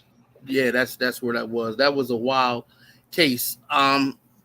That's why when you can so in just in general in history, right? You take a general, even in science, right? You take a generality, right? You take something like Americans are taller than Chinese, right? In general. Now that don't mean you're not gonna have Yao Ming and all them come up where you have some Asians, but in general, that's the consensus. And then you look at it, you look for differences and things like that, variations in that to find out is there a gene or is there environmental influences that led to it? So that's where that's at. So what happened was, you had places in Mississippi and Louisiana and Texas that were so isolated from the general population to some degree that you had people living in semi-slavery and sharecropping for situations. I believe in 1960 there were a group in Louisiana that was still living in a sharecrop slave type system. So that that's what happened. So like I said, it's a struggle. It was like a peonage type slavery thing going on with Irvin, and that was a wild situation. But I'll put a link in there so everybody can read it. They can read it for themselves. All right. That isolation you're talking about, Marcus, not to cut in, but that's what hurt the Freedmen's Bureau when they first got to Texas too, is how far spread apart we was. There's a good book on that. It's called oh, I have to go and look at my bookshelf, y'all. Too Great a Burden to Bear, and it talks about the freedmen down in Texas, the Freedmen's Bureau in Texas in that time. It's kind of written from a perspective of the people they hired to go and work the agency, and it's talking about a lot of the white ones who typically didn't want that job and all the nuances that go into that story, for lack of better terms. Too Great a Burden to Bear, The Struggle and Failure of Freedmen's Bureau in Texas by Christopher Bean. But it speaks towards that isolation that Marcus was talking about. You can you in the Discord? Yes, sir. Okay, I drop think the so. link. I never did that video thing to get resurfaced in there. I was in it once upon a time, and I've been too busy since the rules was made for the video. But You yeah. you can flick it on right now if you want. It's up to you for like 5-10 seconds. You can do it now if you want. Oh, I'll do that in the Discord. I'm just coming home from work. I'm in my bummy mode, y'all. No problem. I got you. So yeah, and Got plus I you. gotta start cooking for these But babies. you can still drop the link in that chat that you're in there. I'll Oh, shot you. I got a physical book of that. Most of my stuff, y'all, is hard copy. But I'll Okay, see you if I can. can. I'll You can see if drop I an can find image of it something. in there. Yeah, Yeah. just put the name of the book in there, and I got you. I'll get it. I'll try to read it. I love things like that, so that's what we're about right there. But you absolutely right that the isolation was a big problem. Um, yeah, that was a big problem. But now more and more information is becoming readily available. These small pockets that had their own specific history or sites of Yeah. information is now becoming more and more available, and so we're getting a more complete picture of the American experience as experienced by African Americans. And Marcus, that's why I'm reiterating like the other nuances. That's why it's important to have those conversations, as an extended piece to the commemorating Juneteenth. The extended piece is like every different people have come up and said, well, this is what it was like in my area.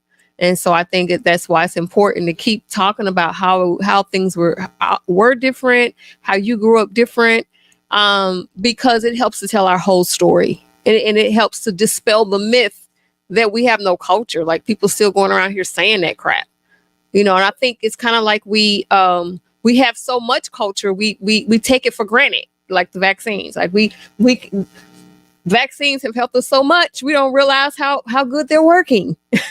So I feel the same way when it comes to the deep, rich culture of Black Americans and how it's varied and nuanced throughout the country. And we've proven that on this panel by just talking about this topic of Juneteenth and how it showed up a little different in certain places, or when particular groups of Black people were freed out of the bondage of slavery. So I just wanted to reiterate that because that's going to be a thing moving forward. We'll make sure of it. Okay, we have Fontaine on the panel. Do you want to chime in? Did I say your name correctly? Yeah, you said it right. Hey, Miss Tiffany, how y'all doing? What's We up, Unc? good. What's up, Go family? ahead. Good, brother. How you doing, man? I'm What's up? cool, man. Thanks for stopping What's through, up, bro. shit? Yeah, always, always. I appreciate y'all having a show. It's always a good one. What I was gonna say is stuff like this for me is always a learning experience because I get to hear things that I don't know. So just today, I heard a few things that I didn't know about. You get to hear about certain actions that happened that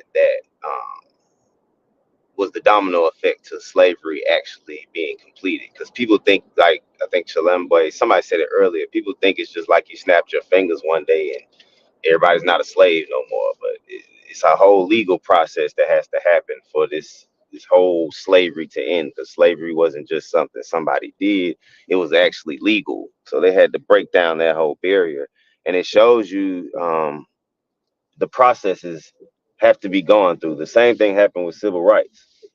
It was a whole process that had to happen. We had to gain those rights over time through legalities, and we did that by taking the procedures, taking it upon ourselves, as well as using the aid of some white people or whoever was there to help us.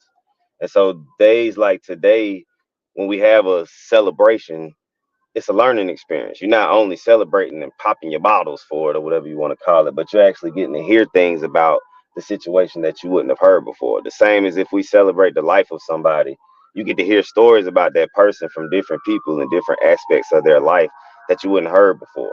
So today we celebrating Juneteenth because we get to tell these stories and listen to these stories and commemorate some very important times in the history of America, but especially when it comes to Black people.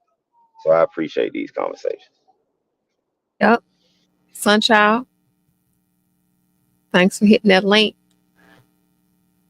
What you got to add to the conversation, Sunchild? Hey, how y'all doing? All right, Happy you got Juneteenth. 30 seconds.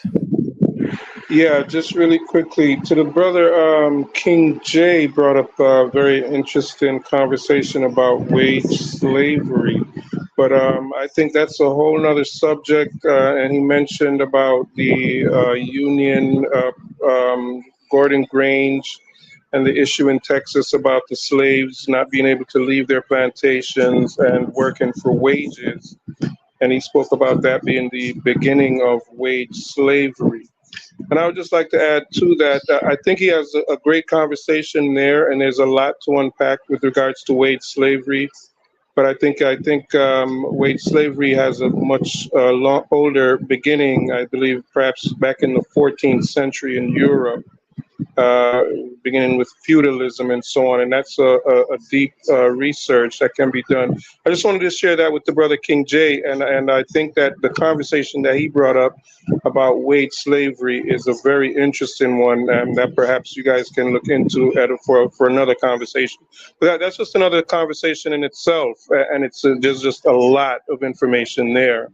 And we can look at wage slavery, whether we consider what we're experiencing today as wage slavery as opposed to the 14th century, or in particular, because certainly what King James talked about with the slaves after slavery and not being able to leave the plantation and the wages that they were offered, whether that was directly wage slavery based on the amount that they may have been paid. But I just wanted to share that with the brother King J right on. He was on point just to look at it. But the only pushback is that wage slavery goes much further back than that, perhaps into Europe. And that's all I wanted to add. If anyone wanted to do that research, just Google the beginnings of wage labor and wage slavery. They would get more information on that. And I think it's a great conversation that you can have as well. I want just to point out part of the reason why what the issue was historically. The issue was towards the Civil War. I know a lot of people don't know this, but there were actually depressions going on, economic strife and depression that took place. And so what they were trying to do, their argument was cotton is king. And so we still need to be producing some type of exports to continue with the country. And so they didn't want to lose that skilled labor in that part.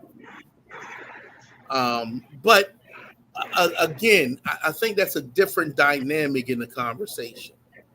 I think that's a different point that we can, yes, absolutely look at, but I don't think we should blend that necessarily with what Juneteenth is intended to represent. So yeah, I Yeah, think it's been such a dynamic conversation. I think it's just a whole nother conversation in itself. And with wage slavery, it's not just a black issue; it's a class issue, and everyone today is involved with wage slavery. So it's not just a black issue, really, in my opinion. well, slavery itself is part of a caste system. It's a unique caste system, true, but it's still part of caste. I think you could make the argument that if there was this form of inequality that we would look for, you would find it in caste first before you would find it in things like slavery and other economic systems. And that caste can be developed with a us versus them from an evolutionary sense. So but I don't think that that's the subject for tonight. Indeed, indeed. Chilla, Yeah, I agree. if you don't mind, Chill, to kind of springboard off what you were saying, and Juju asked me to clean something up. Feudalism didn't involve slavery. Yes, you had serfs and peasants, and that goes into the caste that Chill was speaking about. Peasants and serf may have been bounded to the land that they was born on, meaning if you was born in this area, you typically wasn't allowed to leave that area. You would live your life there. But they didn't belong as property to another human being, nor was they ever demoted to being less than a human being. They just belonged to a certain class. So they wasn't slaves, they was just servants. They was peasants. You had serfs, peasants, and you can go lower to a peon, but that's a whole different conversation. That system, I just want to put this caveat in there. I agree with Visa about that. The caveat is that when they expanded from feudalism, you started getting more into how you could say specialized labor. And that specialized artisan labor in Britain will become a group called the Roundheads. And the higher echelon of that caste system will be referred to as Cavaliers, and they are royalists. I gotta say this because it just came across my screen. Scrambled Minds have become the ultimate abo pseudo channel. And I don't know, man.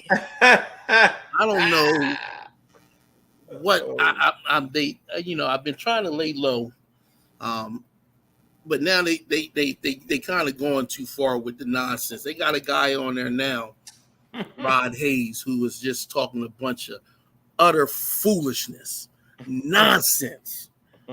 And so they ain't like us. just beware that there's a bunch of other narratives about Juneteenth that is utter foolishness. It makes no sense. So they over there lying about Juneteenth, right? Hella hard, right? They saying it's not about the end of slavery. It's about Native Americans and all this type stuff. Gosh, So their channel is embarrassing. Yeah. That now we gotta. I'm gonna have I gotta. See, I was a bad guy when I went the way I went. Oh, warning. That was a warning. That was a warning signs when I start wilding out like that.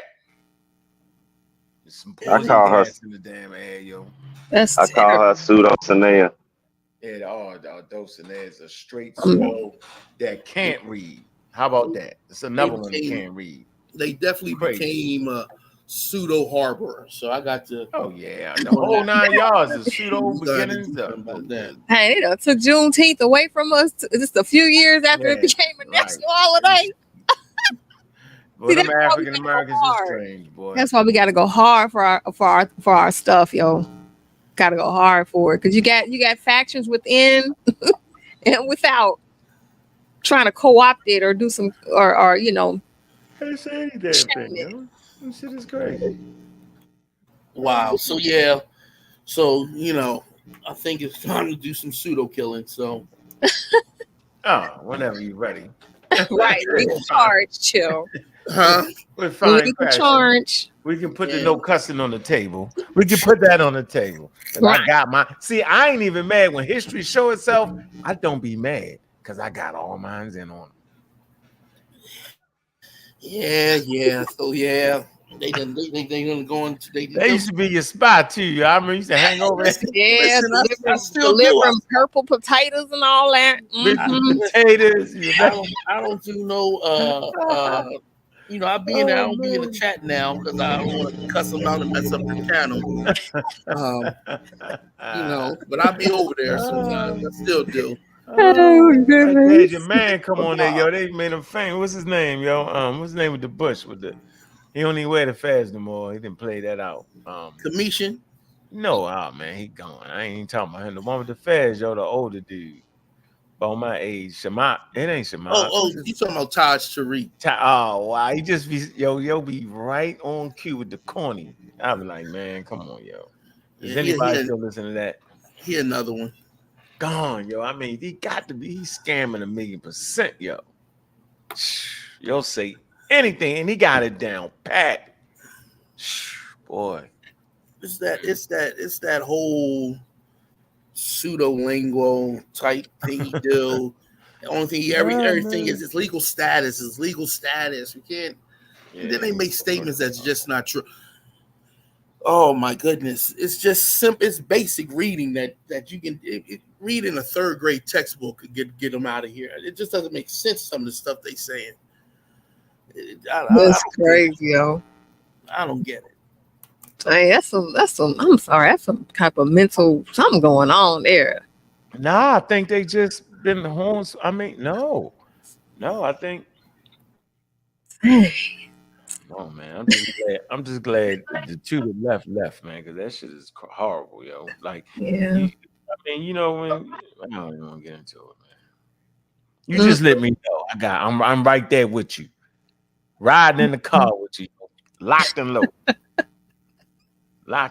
man. Yeah. So, but in regards to Juneteenth, I think this is a beautiful start to I think it's an opportunity to have a great conversation.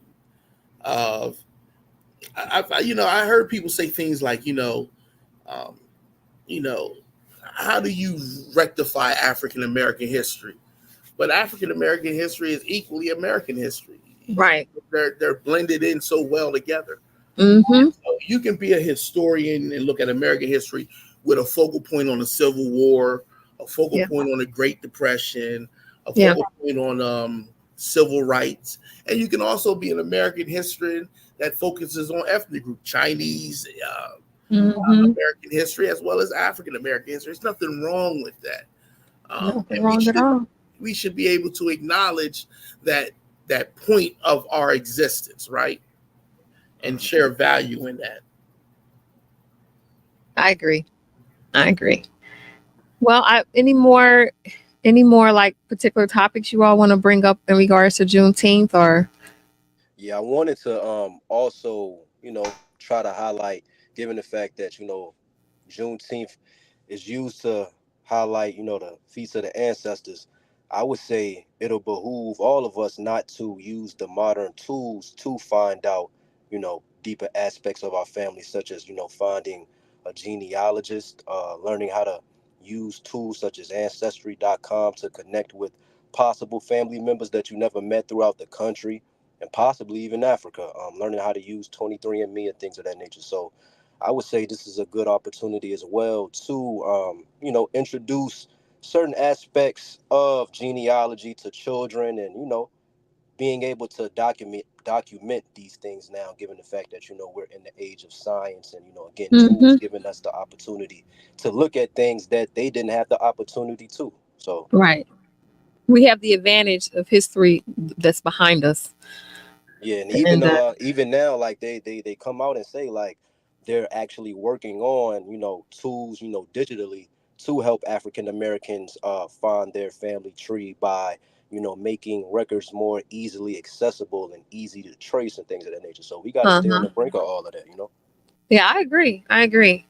And I was also saying that this could also be a catalyst for small groups around the country, holding space for discussions like this in our communities as a means of, passing on your history to young people coming up. There's a lot of enrichment after school programs or enrichment weekend programs that many cultural groups attend, or they have their children attend outside of going to school. So I just think that, this is a great opportunity for people that are interested to maybe do that where they are. And it's only going to benefit, generations that are coming behind us, younger generations. Sure indeed. Yeah, especially with some schools taking certain things out and this, that, and the third. I mean, it is happening. I think it's imperative that the things that isn't up to us to really share certain really nuanced things about, our cultural history in our different areas, especially. And then on top of that, it invites the other races to learn about that history that they Right. otherwise wouldn't talk about. Right. Yeah. So I think it's fine. It was you that somebody posted something about going to an event that was at a health center. It was Yeah, white. that was me, the mental health center. That's Yeah. good. That's good. That's exactly what we want. We want He people said to mental health piece. But it was white. He said it was white folks celebrating Juneteenth at an event. Yeah, that's what they Yeah, supposed it was only a few black people there. It was crazy. It was like people that just had different mental health issues. They wasn't like the crazy house. It was like oh my gosh. Celebrating Juneteenth. Is they crazy? Let me stop. Yeah, but it's a good facility though. Oh shit. That's good for different groups to celebrate. Absolutely. We do. I remember when I was a kid, what you had to wear green, or otherwise you was gonna get pinched. I knew that was exactly okay. Cinco de Mayo, we celebrate all of it. Let them celebrate Juneteenth. Mm-hmm.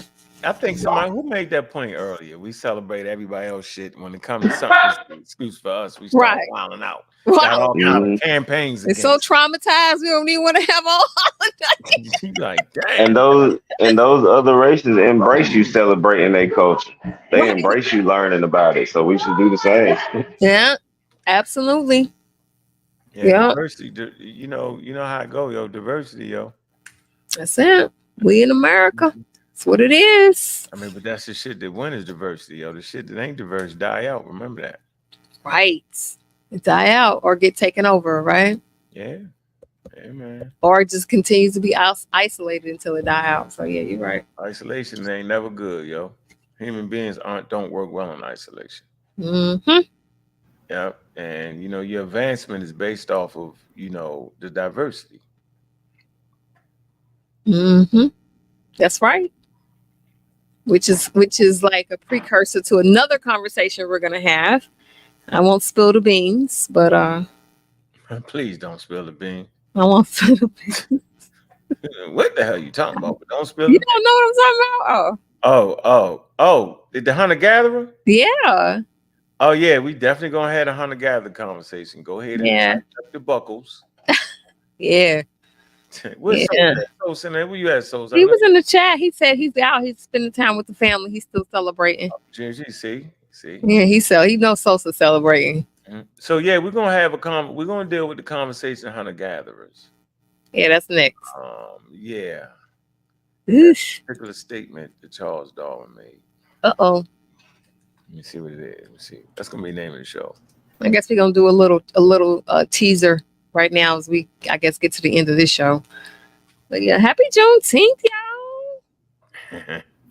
You said something about when you went over Shorty house. Mm-hmm. Y'all did what? Y'all talked about y'all different experiences? No, we was just like, so she wanted us to come, like, so I want y'all to rep y'all's tribe. I want you, like, wherever you from, tell us your dance, your music, your foods, so we can exchange that. And so being that she's from the Bay Area, she had another person over there from the Bay Area. So of course they had the Crip walk for us and all that. I'm from Kansas City, and one of the things that I grew up knowing about two-stepping, but stepping is different depending on where you go. But in Kansas City, when we say two-stepping, that's when we dance to the slow music.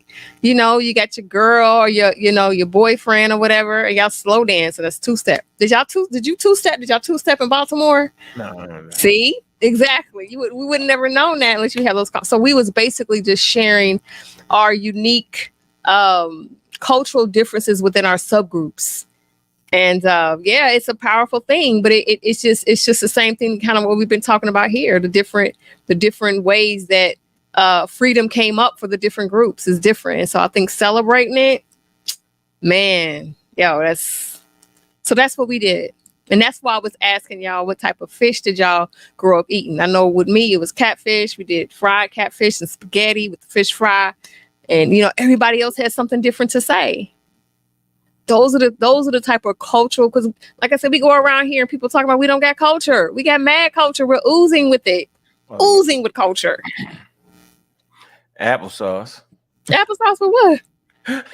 No, just applesauce. And hot dogs. Applesauce and hot dog. Wait a minute. Yeah. Together?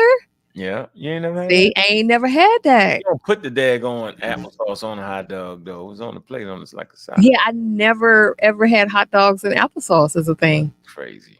Nah. Anybody else on the panel? No, John had. Nah, but I mean, it wasn't Never had exclusive. a kizzy with the applesauce. That's different. yeah. I ain't never eat applesauce. Damn. I had, but in the South they had tomato sandwiches. Okay. I never had that, but I know in some places down south they would just have tomato and mayo with bread. I'm from Georgia. I ain't never had that. You never had that? Somebody Nah. gonna type it in the chat. But, like some places they eat grits and shrimp and grits and different things, and hot water cornbread made in the skillet. Yeah, we do shrimp and grits. We do fish and grits, and we do salmon croquettes and stuff like that. Salmon croquettes is a common thing. I've been hearing that a lot. The salmon croquettes. Our thing is a breakfast food called scrapple. Scrapple? Oh, not the scrapple, yo. What's scrapple? That's an old dish. Scrapple. What is scrapple, please? Damn. What's scrapple? You ain't never heard of scrapple? Nope. Look at scrapple. What the? That's a mid-Atlantic thing. That's only that's a mystery meat. Mystery meat? It's good, though. I ain't gonna lie, yo. It's kind of good. I ain't gonna lie. It's scrapple mystery meat? It's pig, chocolate pig or something, man. Really? It's a grind up scraps of what? Of pork. But they got turkey and beef now. Scrapple is what's the do they? Yeah. What's the other thing, yo, that's in the can, yo? What is it? Spam. Spam, yeah, they got the turkey spam, the chicken spam. You taste that? Nah, hell yeah, no. Yeah. See all them differences we got. The Scrabble. I ain't thought about Scrabble in a while. They got chicken Scrabble, yo. I ain't never had no Scrabble. Chicken only seen turkey and beef. What did you eat it with? Did you eat it with bread? With eggs. With eggs. Yeah, pancakes be banging. Oh yeah. Yeah, it's like dang. Trying to think of something to compare it to. I don't think it's anything you can compare it to. It's his own little Scrapple. Never heard of Scrapple until right now today. Hey, hold on. How you cook it? I know how to cook it. I bet you don't know how to cook. What you do?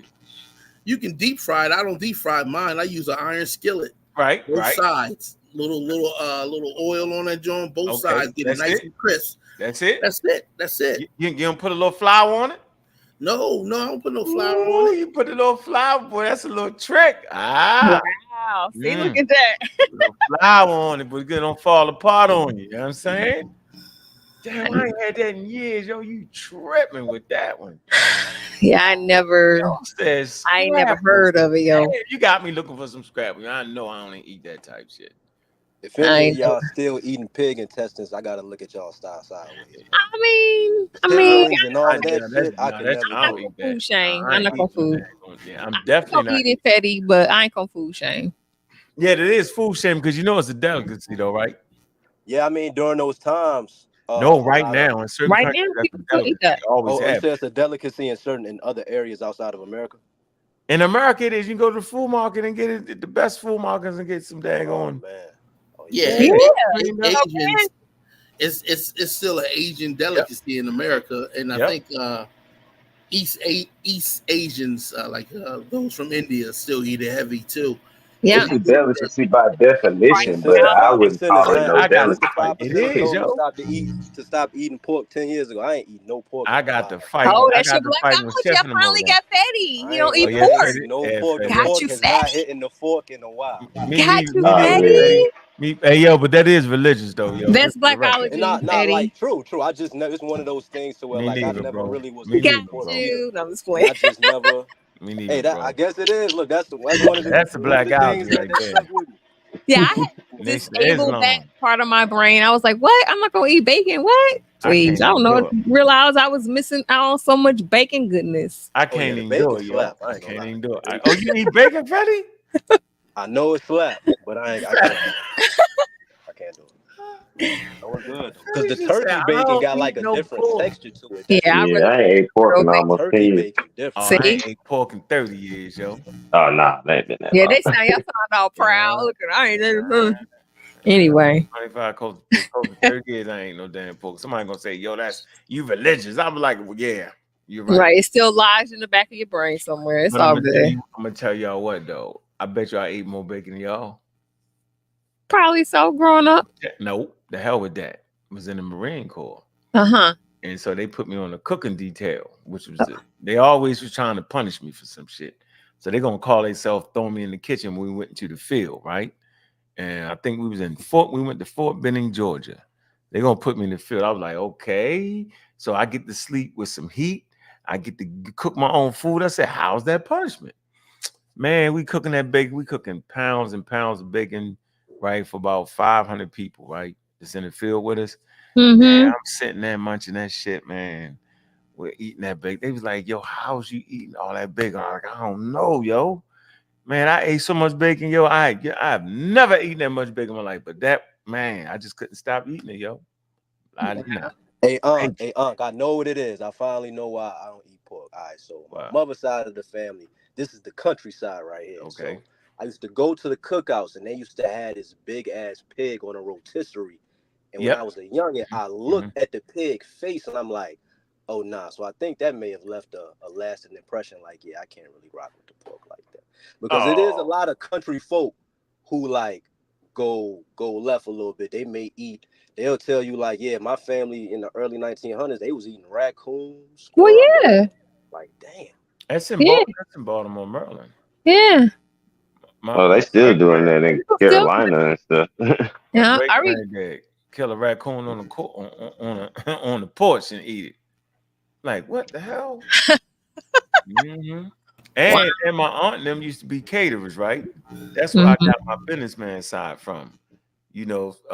5 years old, 4 years old, you had to know how to count the money in the store.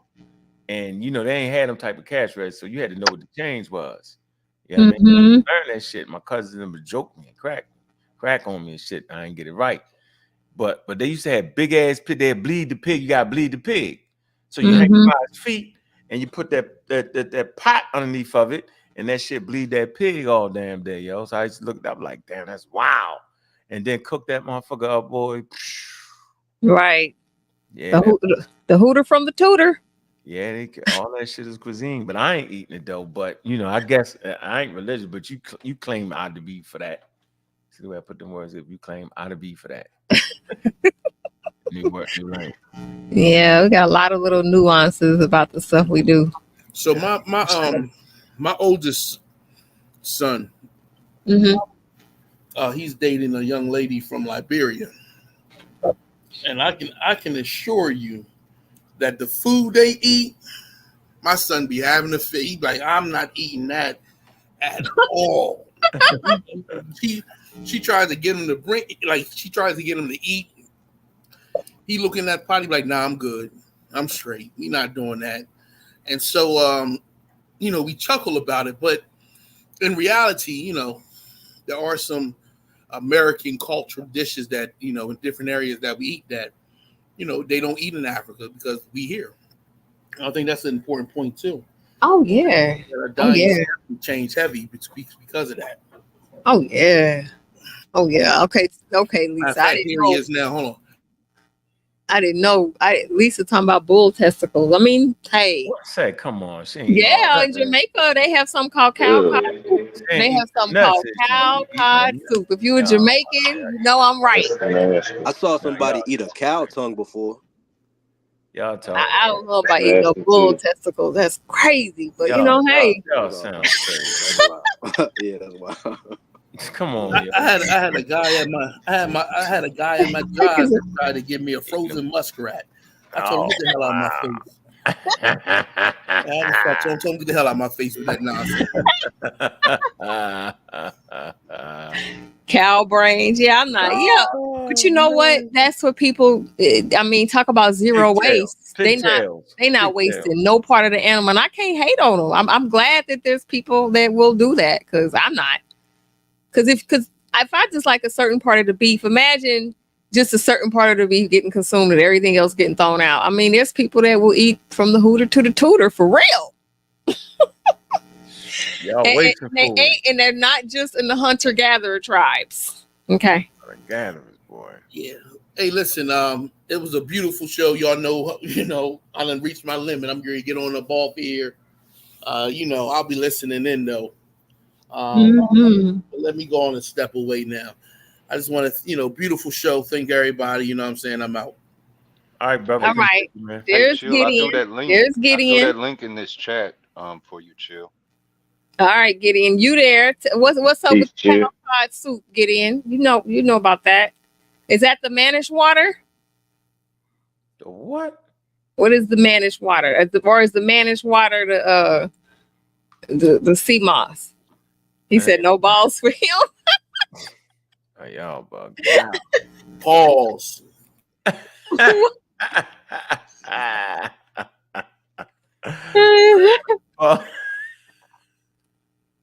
Yeah, Manish water, I guess, is the bull cow cod soup.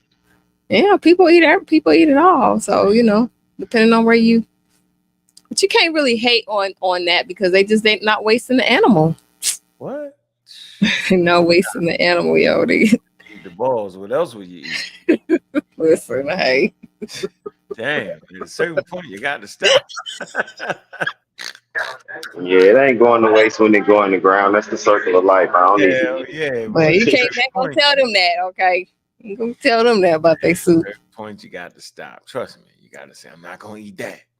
Chicken foot soup. Y'all had chicken foot soup? I haven't, but that was something to. They probably do it down south. Some what? Chicken feet. Chicken feet. Soup out of the chicken feet. Mm-hmm. Oh, yeah. Y'all niggas ain't got no food. All right, Miss Tiffany, you gotta stop putting that stuff on the South now. You keep saying we eat all that stuff down here. No. I mean, Lisa's in the chat putting it down. She's like snails. She done put snails.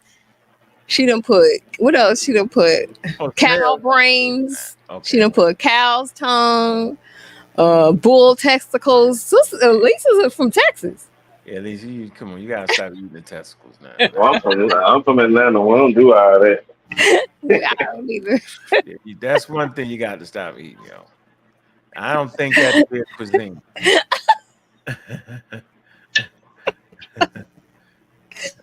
But they use the chicken feet to make a soup. So Jamaicans have something called chicken foot soup. So they just like stew the chicken feet in the soup broth and put other stuff in there.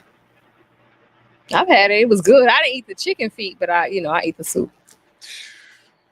Chicken crud. Chicken crud. Mm-hmm. All right. Well, we had a good show. Yeah, we had a good show. Mm-hmm. Where you at, Juju? I don't know why Juju ain't graced us with her presence, but she in the chat though. She at the festival. Where you at? Oh, she's at the festival. Probably knowing her. You ain't gonna come on and say Happy Juneteenth to the people. Come on. Nope, she sure ain't. No, she is Juneteenth. That's what I'm saying. Like she remember that motherfucker sweat. I bet you. Oh, she's not coming on. She's saying good night. It's all right. She'll be back up. Sometimes we all got to take our time. Our breaks. I understand. What she say? She said what? She just said good night. She ain't hitting no link. She don't want to say good night to us mere mortals today. Oh, it's But, got you. I got you. yeah, but it's been a good show. It's been a good show. Mm-hmm. Any last words, anyone? Before y'all close out, I put 3 links in the In the Discord? StreamYard chat. Okay, let me get it. No, it's in the StreamYard. I was in One StreamYard. specifically for you, Miss Tiffany. When I came in, I think you was talking about ice cream. So Okay. I threw you a little link specifically on ice cream that's got a black fact in it you can share as you continue conversations in the future. And peace to the audience, peace on, and All right, brother. everybody Appreciate else. Y'all have a good one. Happy Juneteenth, everybody. All right, man. Thank you. I got to copy all of these sources that he left so he'll disappear after the. I'm just gonna say holla at y'all later and appreciate the good show as always, Miss Tiffany and all. I appreciate y'all, man. Appreciate that, man. Thank you for joining Have a good one. Mm-hmm. Hey, y'all be looking out for that show. All right. Hunter Gatherer. Don't get mad at us. I'm telling you from now. Get mad at who? That's gonna be one of them shows. You think so? Oh yeah. Mm-hmm. Wonder why. Because y'all know in the distant past, in the very distant future. Mm-hmm. Mm-hmm. The civilized races will almost certainly. You gonna read the quote? Cause the uncivilized races to go extinct. I'm just letting you. Woo. Yeah. Mm-hmm. Once more of those hunter gatherer children get a hold of them cell phones, baby. Oh, they done. They no longer hunter gatherers. It's over with. I'll be like, what? You know, what the fuck is we doing? The hell is going on? Shit. Yep. So it's interesting dialogue around that.